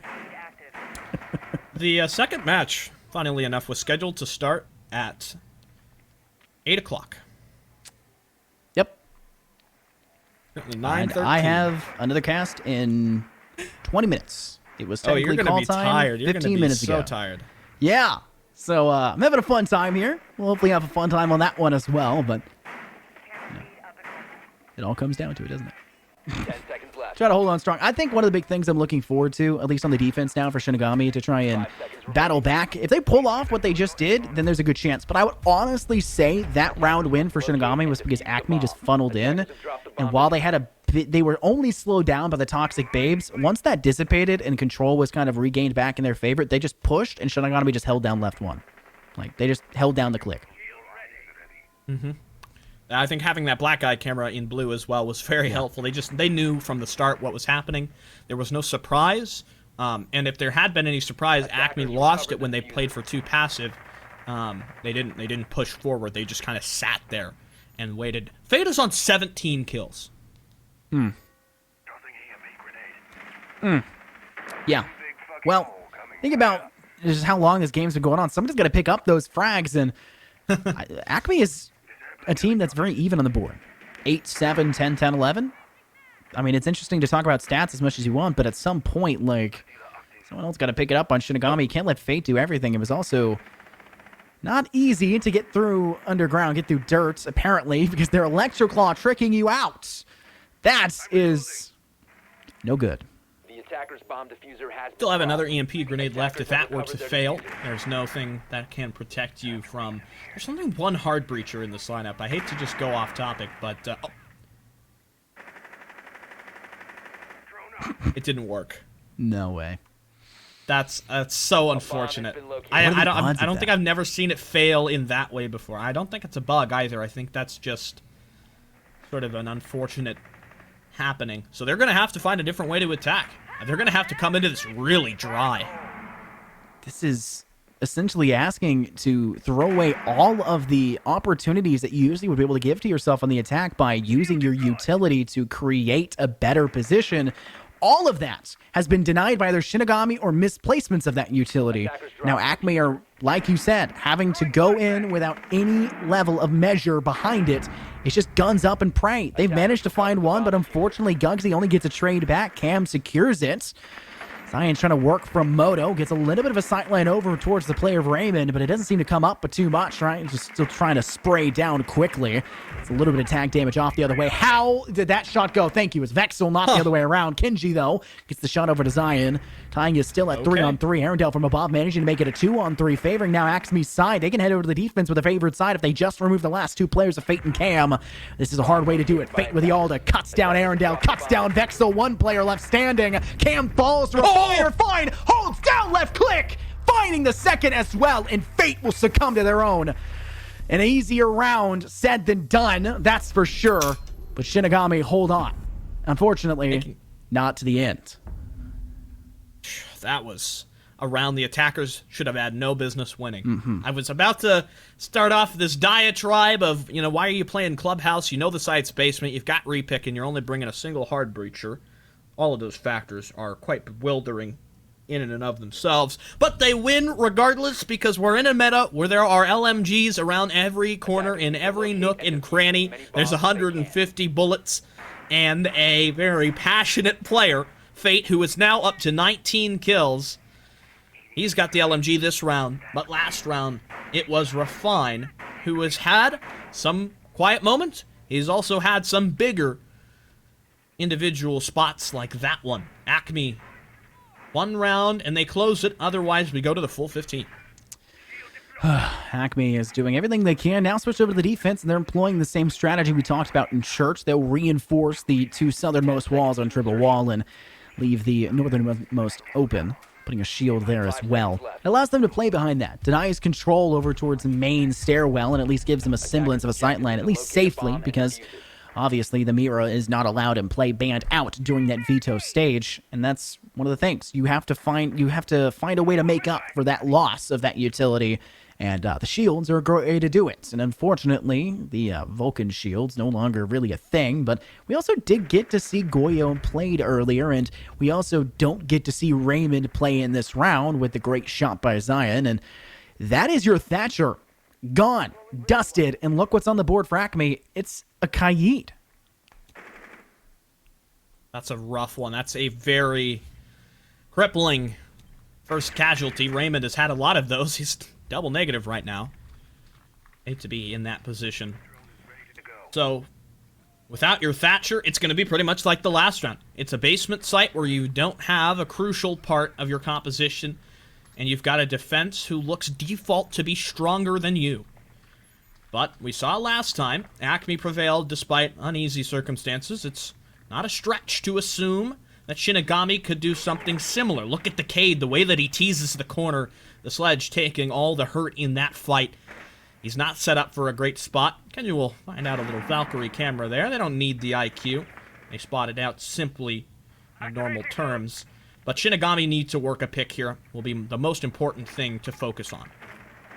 It's interesting to see the hesitancy by Shinigami. They know the danger is present. They've obviously bit the bullet a little bit too much already, losing their Thatcher, but they've had to work quite hard to recover from that, and they finally managed to get that kitchen hatch open, and it's actually not in bad timing. 1 minute and 25 seconds were on the clock when that hatch busted. That's going to make things a lot easier. They can at least have a semblance of sightlines, but from the looks of things, it looks like ACME's not really holding that sideline too much. Instead, they've got Gugsy holding towards dirt. They've got Arendelle holding, I believe that's church side. Actually, no, it's right next to the armory side, and he's holding near a wall.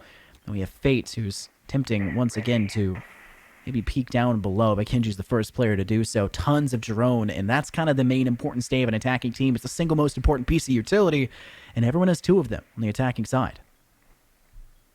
Got the resources. You've got what you need. The plant coming down from battle. Zion takes a major blow. He takes a lot of health, but he's not dead. He's not gone. He is now. Kenji collects it. Oh no, but the thermite runs right into the cap can. Still have the vertical. Still have this. It's Das Fate. He's got 20.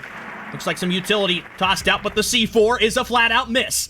Refine comes in to provide the support. It's a 2v2. Should be an easy situation here. All the attackers need to do is play passive, and the defense understand the assignment as they together duo flank to come back in here. The Sledge playing extremely passive. This attacker making an incredibly smart move. He's ran all the way back in through the dirt tunnel. Refine predicts it, though. It'll be all about the coverage. The Cade gets into the fight, and he stops it there. Despite the bomb down, despite Shinigami making entrance to the objective. ACME, in a major upset for their roster, seal out the victory in overtime, 8-6, and series wide, 2-1. Wow, Fate could not carry them through that one with the frag potential. What a insanely strong round there by ACME to play that on the defense. Their flank actually through kitchen was paramount to their success. It was an interesting decision to secondary player to be sent towards dirt and work through tunnel. Interesting idea, but shockingly not working. ACME, I was very worried if he had peeked first. If the tunnel player had peeked the second the diffuser was touched, it would have been theirs. And we would have seen a 3rd round of OT, but we do not. We don't get to see it occur, and that's all we have. Well, congratulations to them on the victory today. Congrats to Addy for taking the series. We've got Shift North versus Agony Esports, the final game of week number 1. That'll be Jazz and Fellow after the break.